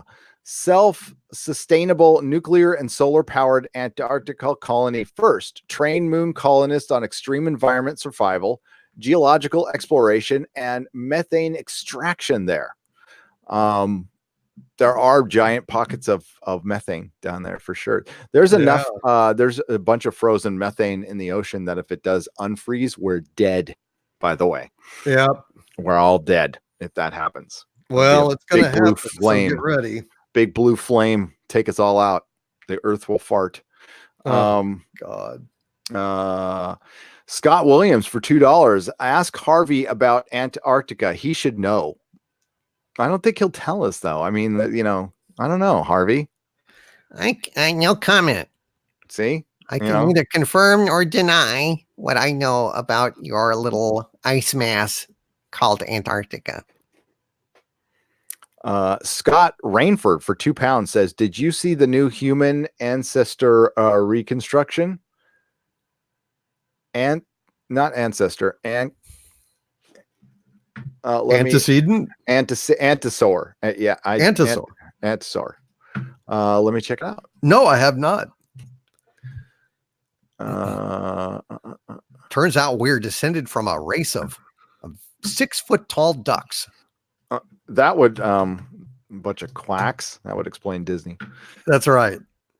Ancestral. It would explain why Star Wars has become such a mallard-y. A mallard-y. Get it? Yeah. Okay. I'm looking at it now, and all right. So yeah, this is the new reconstruction. Let's show you. And I'm just gonna say right now, I might piss some people off. I ain't buying it. Freaking. You know what? I believe that some aliens came down and messed with our DNA. That's what I believe. Oh man. That's not good. I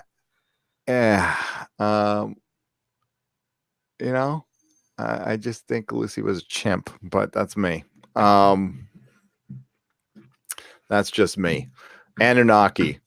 That's where I believe. There's that missing link. Just they haven't been able to figure it out yet. No. So where was I? Mark C. Oh, sorry, Mark C. Cardinal Sin came before you. Cardinal Sin, $5. Just now signing in Father Gary and Father Doomcock. This is one of my favorite topics.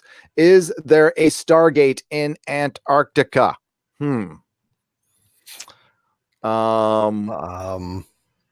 I don't know. I doubt it.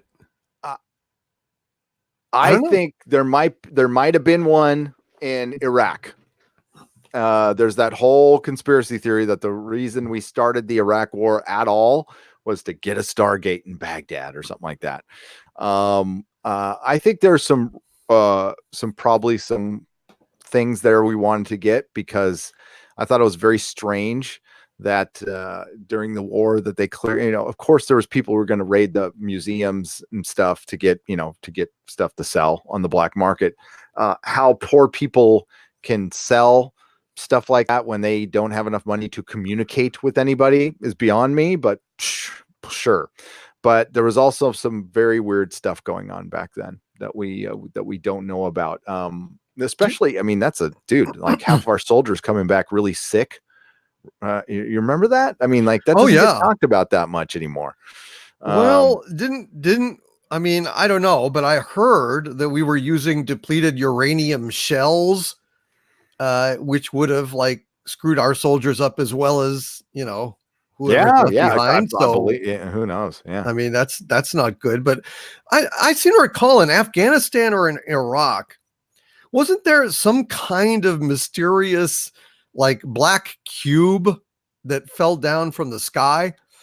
And nobody's been able to open it, and nobody knows what the hell it is. Have you heard of that? No. Maybe. Yeah. Let me see if I can find that black cube.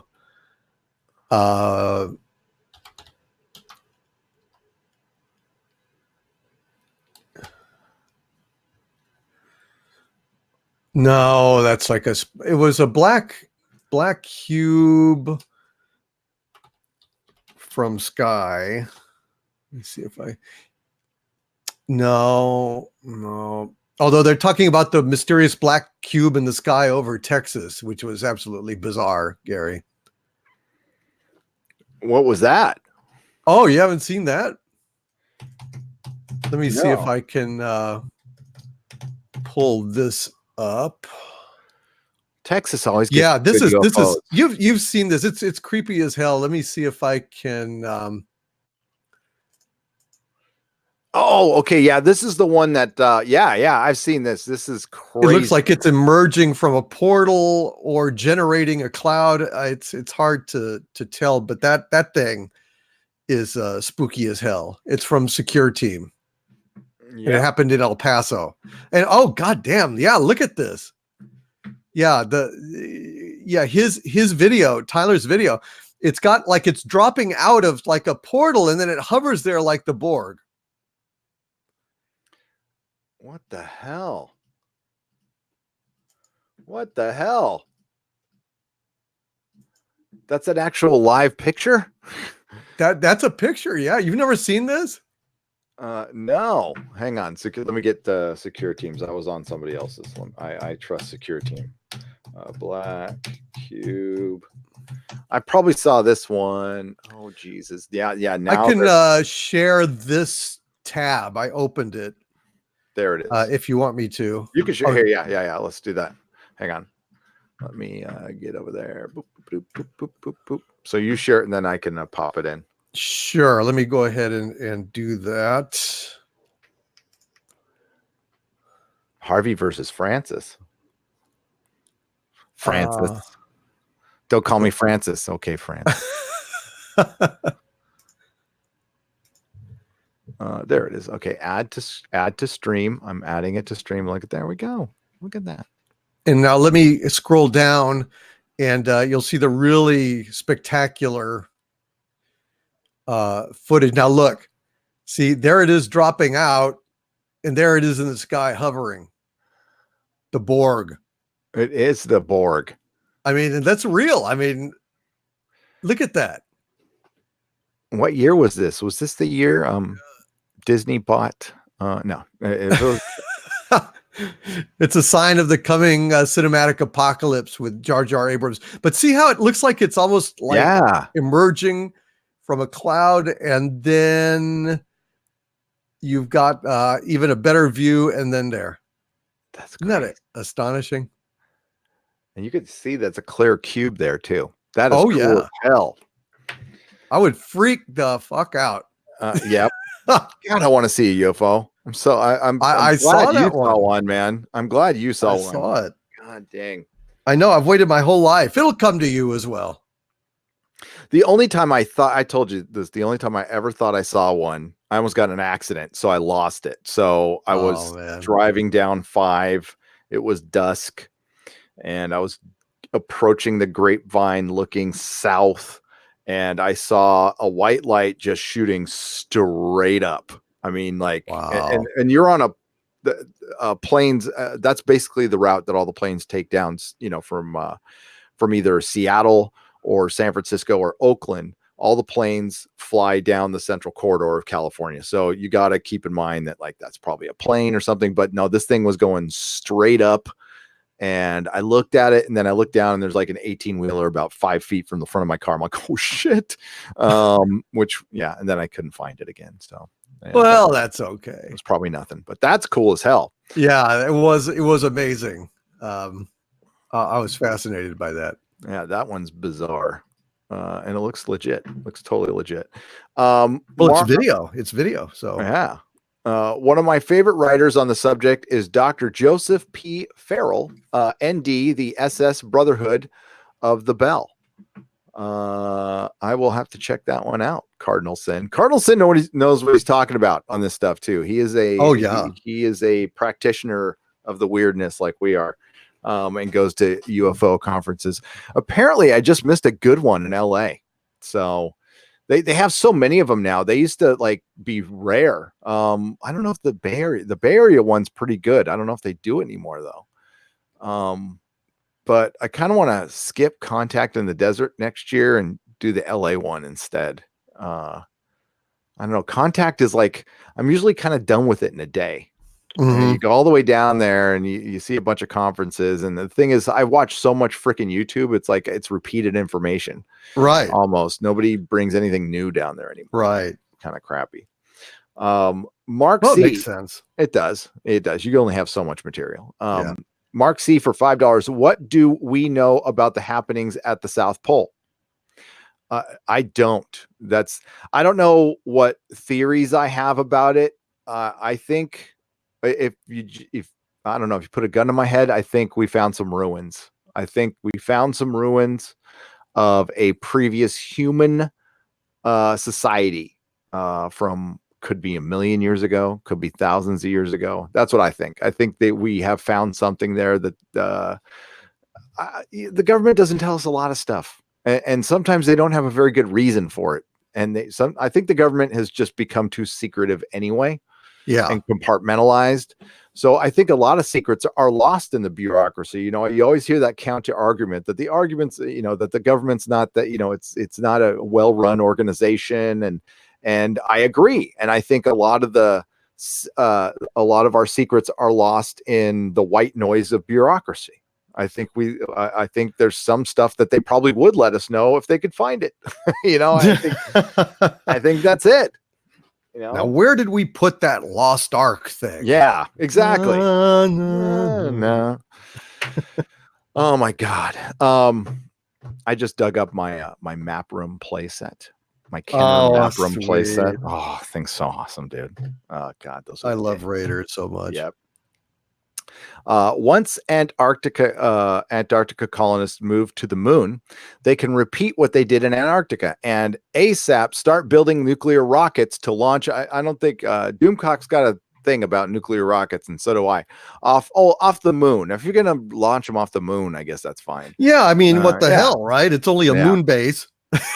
Yeah. I mean, why not? But yeah, I don't know. No risk to Earth then. Apex, yeah. I mean, if they're unmanned and they're like remote control and nobody's near them and they can't get in the Earth's atmosphere, absolutely. Nuke up that shit. Go for it. But yes. Yeah, they're still fighting. I mean, I'm still seeing articles that one of the scientists who was studying that rocket had nuclear particles on them, which means they're probably dead. Right? I mean, aren't you dead at that point? Yep. And that spike in nuclear energy didn't really go down, and yeah, that's a cluster F. Yeah. And we could do an entire show on Fukushima one day. Oh man, that is a nightmare. People just don't seem to understand it, and of course, whenever we talk about it, the video gets demonetized. So. Yeah, and every single one of our ExoZones gets demonetized. I know. Like, every single one. I know. And our last Inquisition did. I know. I have no idea why. It was under review for 48 hours, and then they just said, nah. I'm like, okay. Usually we're fine. I mean, it rarely happens to me on my channel. Rarely. and it's only on live streams. Like none of my video. The only video that it was the copyright when I did the Batwoman trailer, which is funny. I did a Star Wars trailer and they had no problem with the audio, but I did a Batwoman trailer and they had a problem with the audio. Go figure. Weird. I was in DC in 2011. I watched a soda can rattle and walk across a desktop as the shock wave went through. Oh, so you were there for that earthquake, Mark C, for $5. Yeah. It's weird. If you've never been in an earthquake, it is a wave. There's multiple kinds, or there's rolling, and then there's like the big thud. The ones I felt the most are the thuds, where it's like somebody just dropped you, just boom, but the rolling ones are bizarre because you can feel that there's a wave of energy going under you. It's like being on water almost. It's weird. But thankfully, where that earthquake, the reason I brought it up, where it happened in Oregon is right where two faults meet. And there was an earthquake right in this, close to that area, right? Right before the big one down in the desert, the 7.1 that hit. So I was like, are we going to get another one of those? Probably not, though. I've never been in one, so I don't have anything to contribute. I've just never experienced one. It would really suck if one happened in this room. If I feel one at the center of the earth, it's all our asses. Oh yeah, dude. No, that's very bad. That's very bad. Gary, I must admit that I feel guilty. I was a patron of Overlord Doomcock before you went, even though you got me on this channel. I don't watch TV. You guys in the fandom are my entertainment. Love, says Tyrone Beard. You don't need to feel guilty. Never feel guilty. Australian $10. I hear that quite a bit now, that people don't even, the stuff we're reviewing, they don't watch the stuff we're reviewing. They just watch us now, which is, again, I bring it up in the streaming wars. This is something that Disney can't compete against and Netflix can't compete against, is us just talking to each other, because honestly, a conversation with another human is way more entertaining than any scripted drama they can put out, especially with the crap that they're laying on us these days. So. Yeah, it's very true. And especially, witty and educated and erudite humans. That's particularly compelling. Mm-hmm. Absolutely. Arthur Stansu for $2. Does that make the fans collectively Doom nerds? Yeah, sure. Yeah. Doom nerds. Nerds of Doom. Yeah, possibly. I like that. Sam Mickle for $3. Have you two ever talked about the Baltic Sea ship? Yes, we have. Not in detail, but it's interesting. I don't know. Dude, that is definitely artificial. That's definitely. I don't know if it's man-made and sunk from an ancient civilization, or if that's actually a fucking spaceship on the bottom of the Baltic Sea.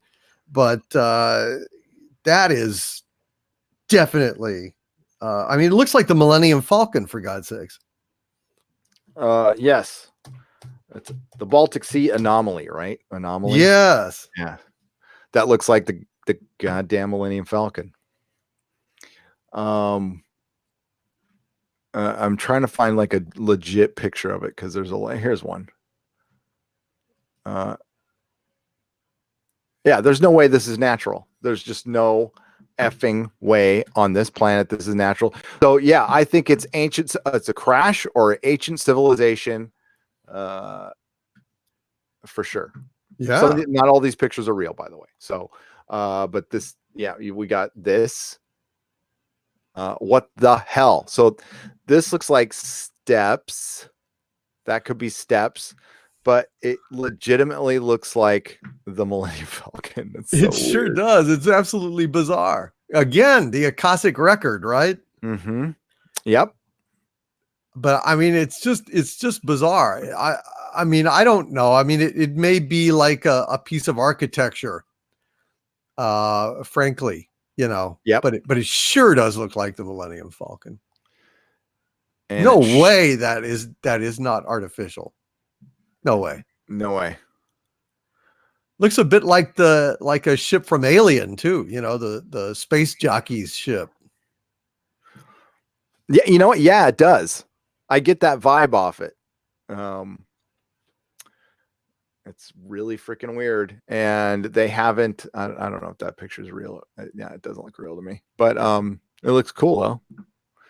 Very cool. But who knows? The thing is, they have such, like, it's hard to get down there. I guess there's like no, there's like visibility sucks, and we just can't get down there. That's too bad. It's too bad. But life's full of mysteries. Some military jets fly straight up after takeoff to avoid getting fired on. I saw F-16s do it all the time in Saudi Arabia, but I don't think they were getting fired on in California that I know of. Last South Carolina was last super chat was sarcastic, by the way. Oh, I know. We got you, man. We got you. I take everything as sarcasm, Cracklin. It's okay. $4.99. Thanks, buddy. Yeah. So jets have done it. So maybe it was some kind of exercise. Yeah, maybe it was because there are a couple of air bases out there that could have been doing exercises. That's a very good point. That's why I'm like, I don't think I really saw one. I would love to though. It's not for lack of trying. Oh no. I've been watching the skies forever, and then that just happened. Mark C for $5. Ruins at the South Pole, maybe Atlantis found there due to the polar shift. Yes.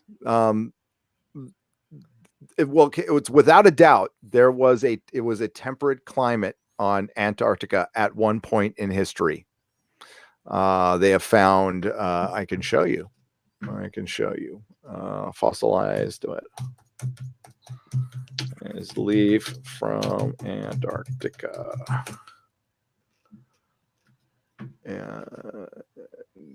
Wait for the image to pop up here anytime now. Yeah, here we go.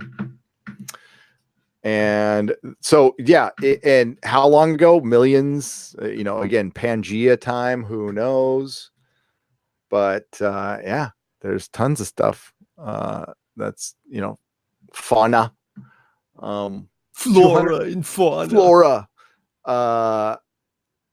280 million year polar forest, Australian Antarctic division, fossils from the Antarctic. Yeah, it was quite a different place. So, yeah, that's what it looked like back in the Pangea days, and who knows? Gorgeous. Yep. Now it's just so something had to happen. It couldn't have been there. And they've also found anomalies with Siberia. Siberia used to be a lot warmer. Recently they would have mammoth up there grazing. Well, they couldn't graze on permafrost. So what the hell were they doing up there unless there was a little bit of a shift? A little bit of a shift. Oh, yeah. Yeah. So there we go. But Cecil S. Graham for $2. Google Great Pyramid internal ramp. Google Great Pyramid internal ramp. Okay, we'll do that for $2. Thank you, Cecil. You're going to say something? Sorry. No, go ahead. I'm Googling this right now. Yes, let's see. Oh, wow.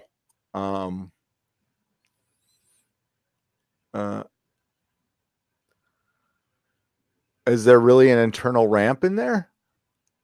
Where? Oh, is that for building the pyramids? The internal ramp theory of the Great Pyramids. Okay. This is a theory for building the pyramids. And I guess it's possible. Did they ever find anything close to this though? Let's see. I'm still wondering how they would up this ramp, get 10-ton blocks rolling up this ramp with slaves in loincloths. Yeah, inside. I don't know, And man. how could you do it with thousands of people? I Could it be that the creator of the Coral Castle, who built the Coral Castle all by himself, had discovered ancient Egyptian anti-gravity technology that enabled him to proceed? maybe. Because you remember the Coral Yes. Castle, right? Yes. Art Bell used to talk about it all the time, and there was one guy who he would never allow anyone to observe him working, and he all alone was able to move massive amounts of rock and huge weighty things to do his construction.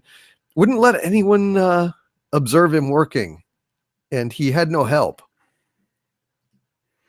No, he didn't. There are. I thought there was a debunking theory out there. I don't know if I believed it or not, though.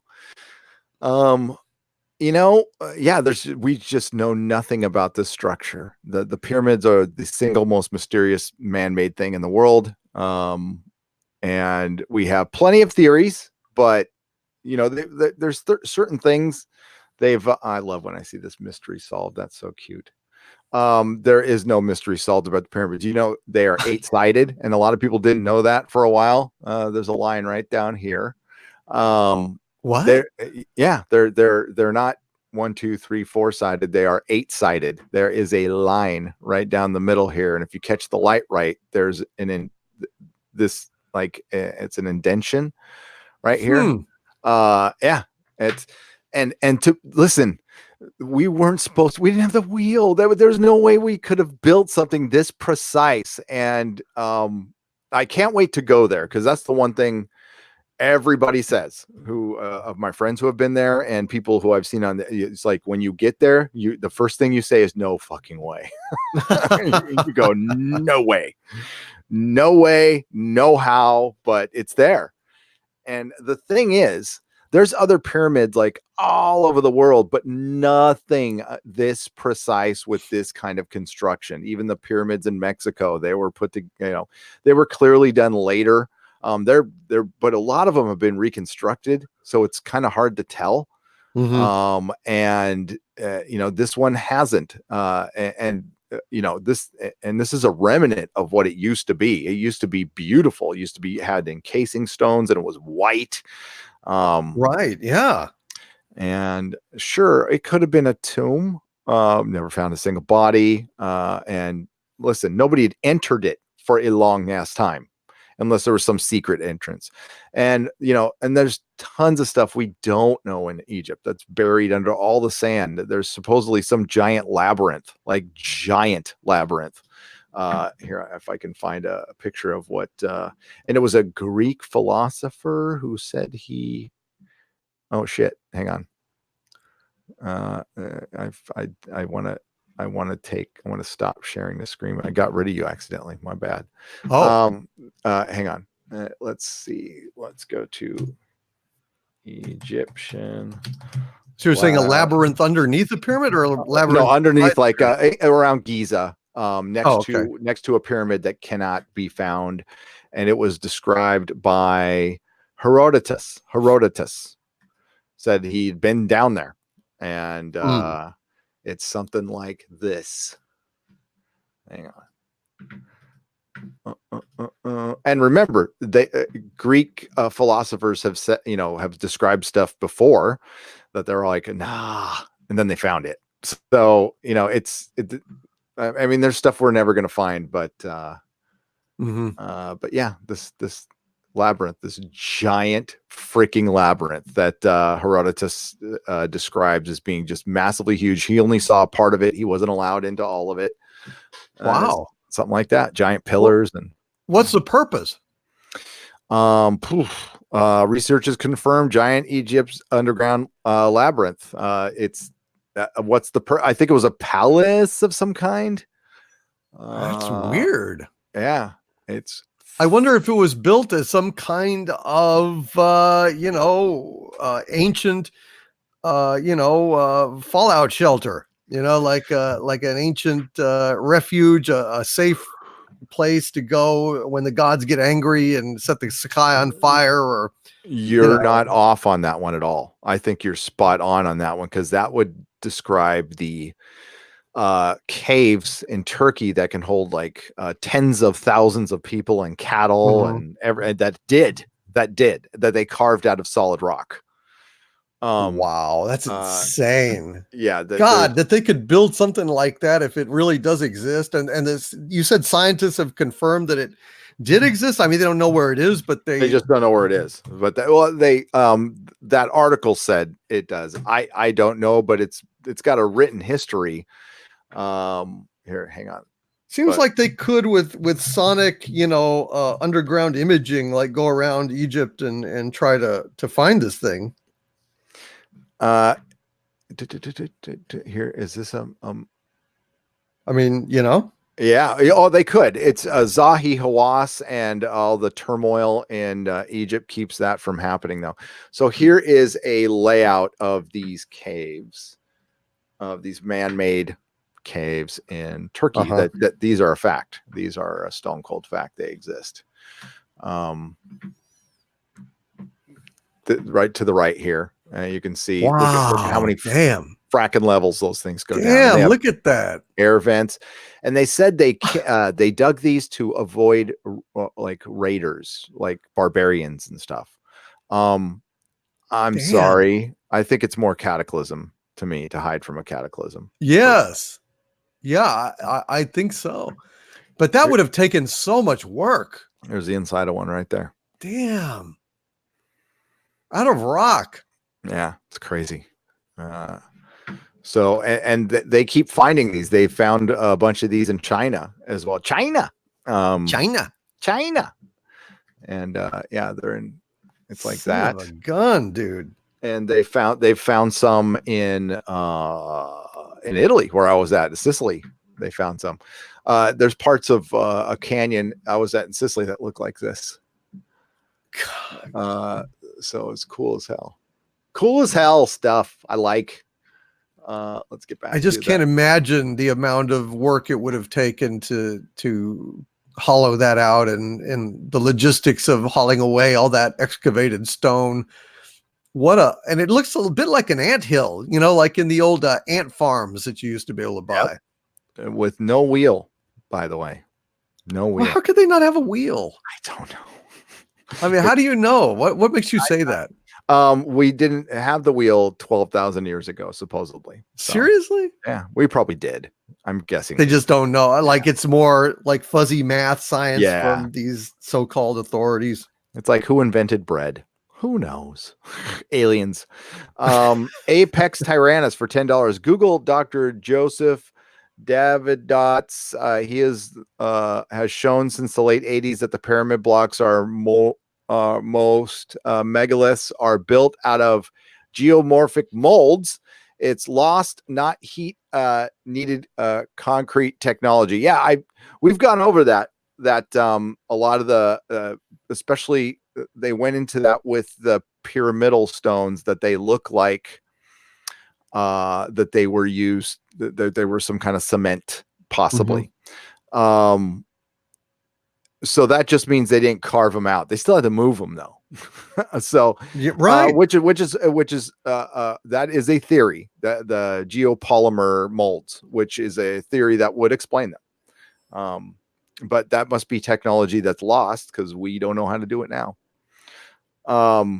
Great googly moogly, says Tracy Wilborn for $2. Thanks Apex for the $10. Cardinal Sim for $10. Have you seen the video of the recently found elevator in the Great Pyramid? The King's Chamber is a fake room to make looters think they had already been looted. Khufu is actually in the chamber below. I think if Khufu was actually found in the chamber of the pyramid, that would have been big news. But I will look that up. I don't believe Khufu was in the pyramid. So But that would be big news. Ancient That would Architect be. would be all over that. Bionic Belly Button. Congrats on hitting 45,000 subs, Doomcock. Excellent ExoZone today, guys. Cuddles to Harvey, says Bionic Belly Button. Thank you, Bionic Belly Button. Yes. I hit 45,000 subscribers in about I don't know, like 3 or 4 days after hitting 42,000. Yeah. I mean, it was literally just days. So Yeah, Star Wars has been pretty good. yeah, I want to thank everyone for subscribing, and please, tell your friends. I'm really, the channel's just growing quickly, and it's very exciting. Yeah, like I said, Star Wars has been good to us. D23 was good to us. Yes, yes. Even though it's like breaking our hearts, it's inflating our subs. So what, it's bad news, good news kind of thing. The only thing that shows is that there's traction here. So this argument that it's a small minority of Russian bot istophobes is a tired, old, and debunked. You want to talk about a debunked argument? That's a debunked argument. There is nowhere else to go. This is where the truth is happening, and the truth is simply we're telling people what we think. That's it. And we're not getting that from the access media anymore. We're not getting that from the mainstream media anymore. And people are wise to that. The only people who aren't wise to that are the mainstream media, the access media, and Hollywood. They're the last to know everything, but they're the last to know everything anyway. I mean, that's nothing new. That's absolutely nothing new. No, it's not. And people are tumbling to the fact that the real stuff is happening on YouTube. The truth can be found on YouTube. We are not getting all sorts of access and goodies and stuff from, corporations. We're not shills. We're telling the truth. But here's the deal. A little inside baseball on that one. Well, I mean, I know you and I don't desire that stuff, for one. I mean, that's not anything, I don't desire it. I don't need that. And I know, but they do reach out to us sometimes. They do. But the thing is, we're not asked to do anything, and we're not gonna, but it happens. And hashtag Fredo. Nama nama na. Nama nama na. So yeah, there's definite traction going on here, and there's a reason, all these channels grow. A lot of it has everything to do with content. But also, and reaching your audience, speaking to your audience, making connection to your audience, and finding your voice. It's right. You've got to have something to say, and you've got to say it in a way that is unique to you. Yep, exactly. Phenomena. Crackling, I gotcha. Phenomena. That should be the theme for this. Phenomena. Phenomena. According to main media, the petition to bring back Spider-Boy in the MCU is a success with less than 100,000 signatures. The Game of Thrones petition, according to them, was useless trolling. Roy Stu, he's got your avatar, which is awesome. I agreed, and although I made a video that my audio was effed up, and I'm sorry, but it did get like 100,000 views. So people just turned up their audience, or 90,000 views. So I wasn't going to get rid of it. And I said the very same thing. I said the Game of Thrones petition worked perfectly. It worked. It did everything it set out to do, whether that was its intention or not. It got the attention of the bigwigs. They couldn't stop fucking talking about it. The actors couldn't stop talking about it. So it is now stuck firmly in their head. And believe me, the people working on Lord of the Rings, you think they're aware of the Game of Thrones petition? You bet your ass they're aware of it. Do you think anybody who ever worked on Game of Thrones, what are they going to remember besides their show tanking? Is that petition. And they're not going to want to they don't ever want to see one of those again. And that was a clapback from the fans. That's exactly what it was. It wasn't remake season 8. It was a spanking. And that's one that they deserved, and they got, and they remembered. So that's what it was. But nuance and subtlety just lost on certain aspects of the media, or they just they ignore it to try to continue lies and narratives. Yeah, absolutely. They're willfully misinterpreting and ignoring facts that don't line up with the media, the message they're trying to sell, the propaganda they're trying to peddle. Yeah, that's what we're caught in now. That's what you and I try to listen. The reason Star Wars and Doctor Who and Star Trek, all three of those have the same problem right now. They are stuck with people they cannot fire because they put the agenda before everything else. And if they fire any of those people publicly, now they might have fired them privately. I'm thinking they did and made changes behind the scenes, but they can't do anything public because that would be putting up the white flag. That would be, in their eyes, calling defeat. Now, I would say it's not. It's you're just trying to save your business. But the thing is, it seems like saving face seems to be more important. And while I understand that in Hollywood terms, it's the thing is, it's screwing up the things we love that we want to enjoy in the future, and they don't care about. They simply don't care about. So, and that's what we're fighting, and it's an uphill battle, and even if they change their ways, it still might not save the franchise. They look at these things as profitable skews, and we look at them as parts of our lives. Yes, that's the difference. Well said, my friend. Well said. Exactly. And that's what it was, and the people, all three of the people in charge, it's not part of their lives. Kathleen Kennedy was connected with all of those films, but it was just a job to her. That's pretty clear. Chris Chibnall wasn't, he liked Doctor Who, but he's not very good at making it. And Kurtzman didn't even like Star Trek. He still doesn't like Star Trek. He likes the franchise. He likes having control of a franchise, but he doesn't like Star Trek. Oh my God. And he doesn't like Star Trek fans. That's clear. Yeah. Oh, he hates them because they're reminders of a, superior, time in the history of Star Trek when actual writers and talented people were producing stuff. And Kurtzman, on some level, perhaps, understands that he is deficient in those qualities. I don't like to get into inside baseball, but I think I'm going to start I haven't done a Star Trek video in a while, but when I do one in the future, I'm just going to put on a loop Alex Kurtzman saying I'm not a Star Trek guy, because he said that in the last podcast. So I wasn't really a Star Trek guy. Yeah, that would be good. Just roll that out before every video. I think that is perfect. Yeah. I love how they think that, being a douche and not giving a damn about the franchise somehow makes you cooler than school and qualifies you to produce work in that area. God. It's just incredible.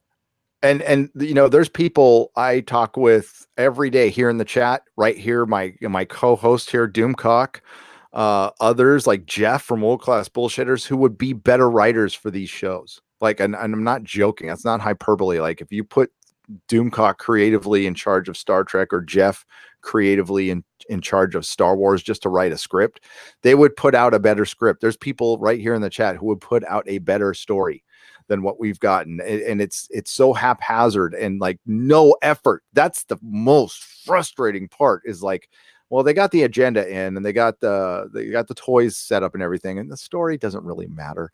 I was walking around Best Buy today, and there's a bunch of Star Wars crap with Kylo Ren on it that nobody's buying.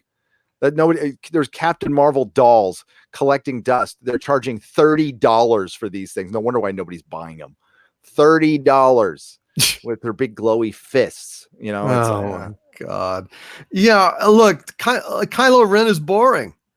Not just boring. A boring character, boring design. Kylo Ren looks like some kind of fucking background character in a movie like, Metal Storm, The Destruction of Jared Sin, or, Star Crash or some shit like that. Generic kind of, post-apocalyptic desert kind of crap from the 70s or early 80s.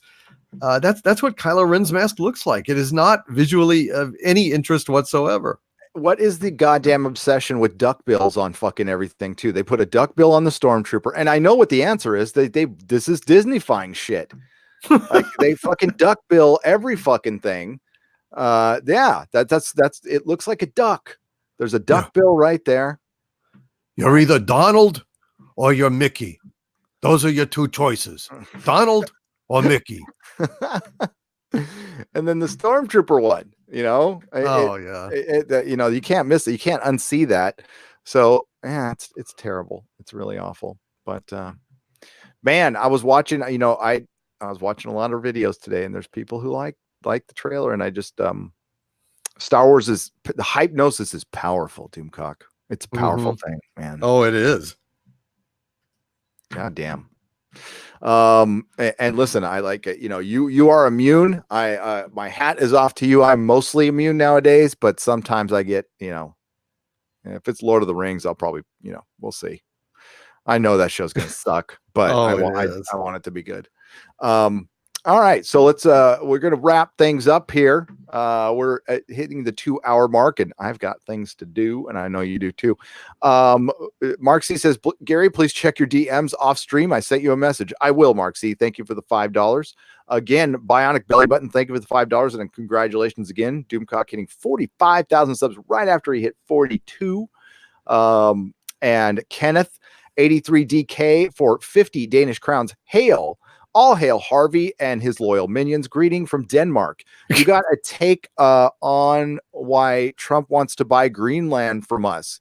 Could this be a deep space use it? Well, I don't know why he wants to buy Greenland. Maybe there's something there. Denmark said no, right? But you might want to reconsider. I don't know.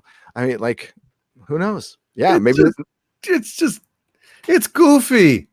It's just goofy. Trying to buy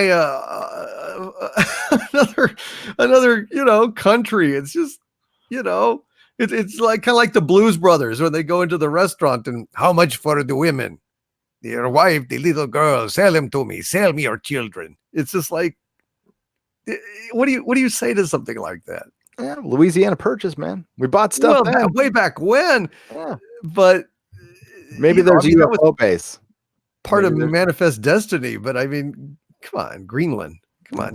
Good punk rock band, Manifest Destiny. Yeah. Nina Fabiano for $5. Never give up, never surrender. Yes. Never. Yes.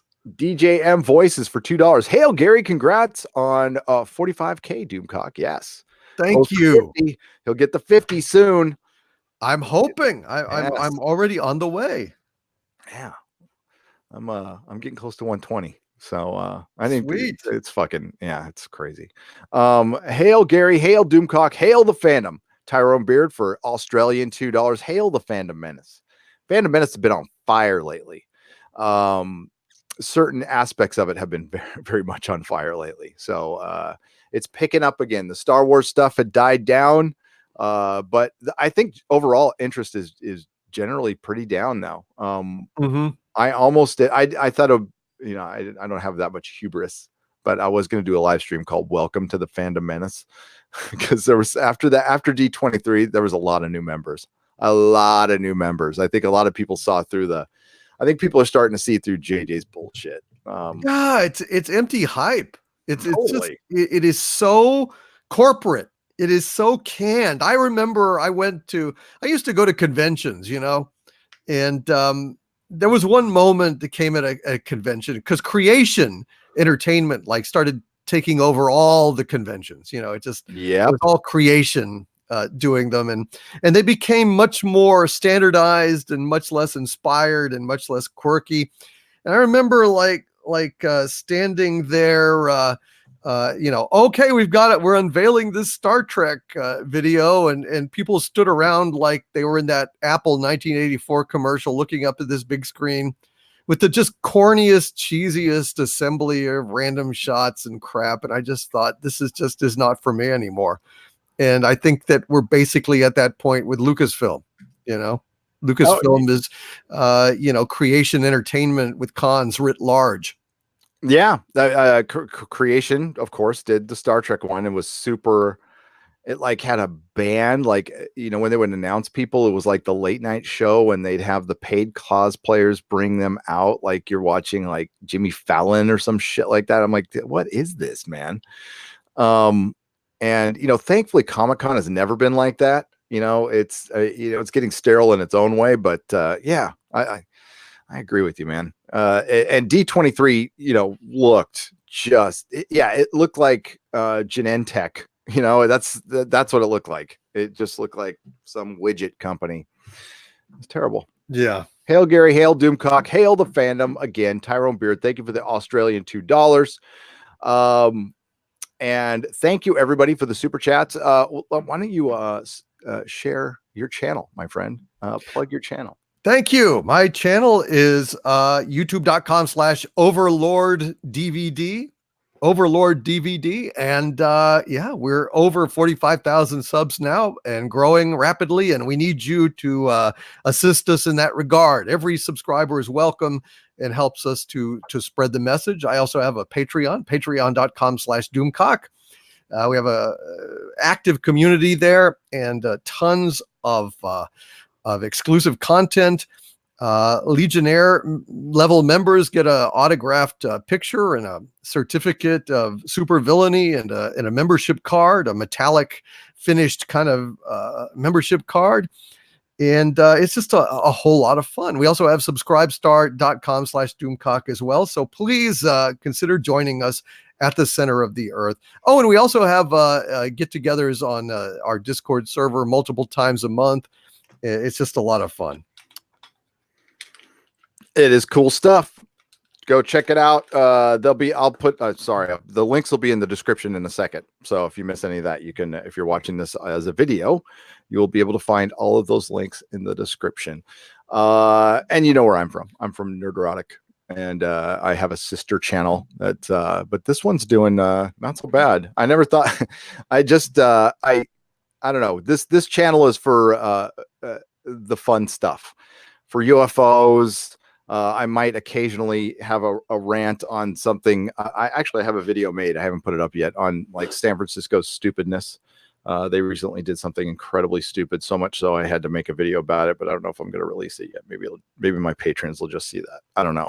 I'm undecided. Yeah. But I'll also do like smaller television reviews here on shows that aren't as big, Yeah. God, dude, we got to talk. Sunday's crazy now. It just Mr. Robot is going to be on Sunday as well. It's like, my oh man, we're gonna be very busy. Yeah, I'm probably going to be doing 3 live streams on a single day. It's going to be a little rough. But Mr. Robot, I love that show. Hopefully it doesn't go stupid and woke. It probably will, but god damn, I love that show. And it took like a 2-year break. The last season was a little weird. We should probably like save our stuff for the Inquisition, some of it, but I can't. Like Mr. Robot's a show I've been covering forever. But yeah, we'll talk about it. But yeah, it's going to be Sunday's crowded. We got Batwoman, Watchmen, and Mr. Robot will be on all at the same time. Wow. And, in late October, after like there's been no TV for like a couple months since Game of Thrones ended, and they're all landed on the same freaking day. God damn it, spread it out, people. Hopefully the Mandalorian won't be on Sunday either, but we'll see. It might be. Oh my god, that would. Well, at least they're releasing it weekly. That's good. I mean, that's right. Freaking great. I was happy as hell to hear that. I'm like, oh, they're going to release it weekly. Good. Only The Expanse would do that. I know. What do you think? Do you think Star Trek Discovery will get wise and just drop all at once? If they were smart, they would. I don't. Yeah, that actually would be smart. But I don't know. I think they're insane. I don't think people would binge it. I don't think anybody would binge it. No, but it wouldn't spare them. I mean, I don't care about the hit. I would go ahead and get after them. No, I would make an exception for that. Would be a rare exception worthy of. It would. They wouldn't escape my wrath. Oh, I forgot to mention the youtube.com/the Harvey Zone. That's where ExoZone lives on my channel, as well as the live streams that I do. And I'm going to start posting like Gary said, more, because there's too much news. And I don't want to step over like a video that I did today, which is doing really well. But I sure would like to talk about the Joker trailer. And there's multiple things every day. I think I'll start getting much more active on Harvey's channel. So be sure and subscribe to that if you would. Yeah, it helps it grow. It definitely does. Here, I'll pop the link in the chat. Yeah. Well, yeah, I had I said them on my live stream. You could save yours for your video, but the Joker trailer is just like, it looks really well made, and it's a story I don't need. I don't care about the Joker's origin. That's me. That's just me. Also, I heard there's going to be a bunch of political allegories in that film that people are not gonna be happy with. Yep. Now, if they've taken it out, then I would be. I mean, I'm objectively interested in watching it as a film. It certainly looks like a repurposed script to me. That's what it looks like, that they mixed in the Joker, and it, on its own as an Elseworld story, maybe okay. But then I heard that they were going to use Thomas Wayne as like an Orange Man stand-in. So I hope Thomas Wayne, really? Yep. Who was going to be played by Alec Baldwin, and then he decided not to play. This is the Harvey Zone, by the way. I'm putting that link in there. Oh, thank you. Yeah, I thought it looked really quite good. And I haven't heard anything about the internal, the political aspirations. Those were articles written like 2 months ago, so they could be complete bullshit. And if that's the case, then good. If it's just a movie about stuff and things, then I'll be very happy about that. Right. But if it turns out to be some stupid allegory for current events and stuff, it's like, no thanks. Had enough of those. Yeah, I feel the same way. I was just going off the style of it, and I don't know, a repurposed script actually might benefit it. It might have less of the bullshit, silly, cliched, comic book elements of it, and get back to real cinema. And Todd Phillips is a good filmmaker. He's if you're good at comedy, that's like the hardest thing to do. I've always said that. And, he did Old School, and he did The Hangover, two of my favorite movies. So, and they both are stylistically cool as hell too. They aren't just dumb comedies. They have some directing style. I mean, freaking the opening scene for The Hangover is awesome, with the Danzig song and freaking, overlooking Vegas. I thought it was cool as hell. So yeah, I mean, it could be good. I like Todd Phillips. I do. So, yeah. We'll see. Me too. We'll see. But, I'm torn on that one, because I've always hated Joker origin stories. I just don't think he should have one. But if this is a Joker that will never count and never be against Batman, and it's just a different thing, maybe, whatever. They're getting experimental. I shouldn't, get on them for that. So we'll have to wait and see. And again, it comes out in October, when everything else does. And it's going to be so busy. Yeah, it's coming out the weekend, New York Comic-Con. So that's gonna be crazy. Justice for Anas Abdeen. You're right, Gray Troll. Justice for Anas. I gotta find my shirt. I can't find my shirt. All right, so I'm gonna let Doomcock go, and everybody have a great day. Thanks for tuning in to the ExoZone. Oh, we got it. Wait, hang on. Hello, gentlemen. Could it be that all the wokeness is just preparation for all the woke alien civilization invasion? Says Felipe Abrigo for 2,500 Chilean dollars. Then I would fight. I would fight the power if the aliens came in and they were woke. That would really, we would have to. Pointing. I'd be go, really? I was expecting so much probes, but wokeness? No. Boy. Yeah. Then it would be push the button. We'd have to push the button. We'd have to. Yeah. That's why I keep him around, Yeah. All right, everybody, have a good night. The ExoZone next week will be on the Harvey Zone. I put a link in the description or in the chat, and the links will be in the description. And we'll see you next week on the ExoZone. And also this Sunday on Doomcock's channel, we are on the Inquisition. So 6 p.m. Pacific time. Thank you, guys. Thank you, everybody. Catch you later.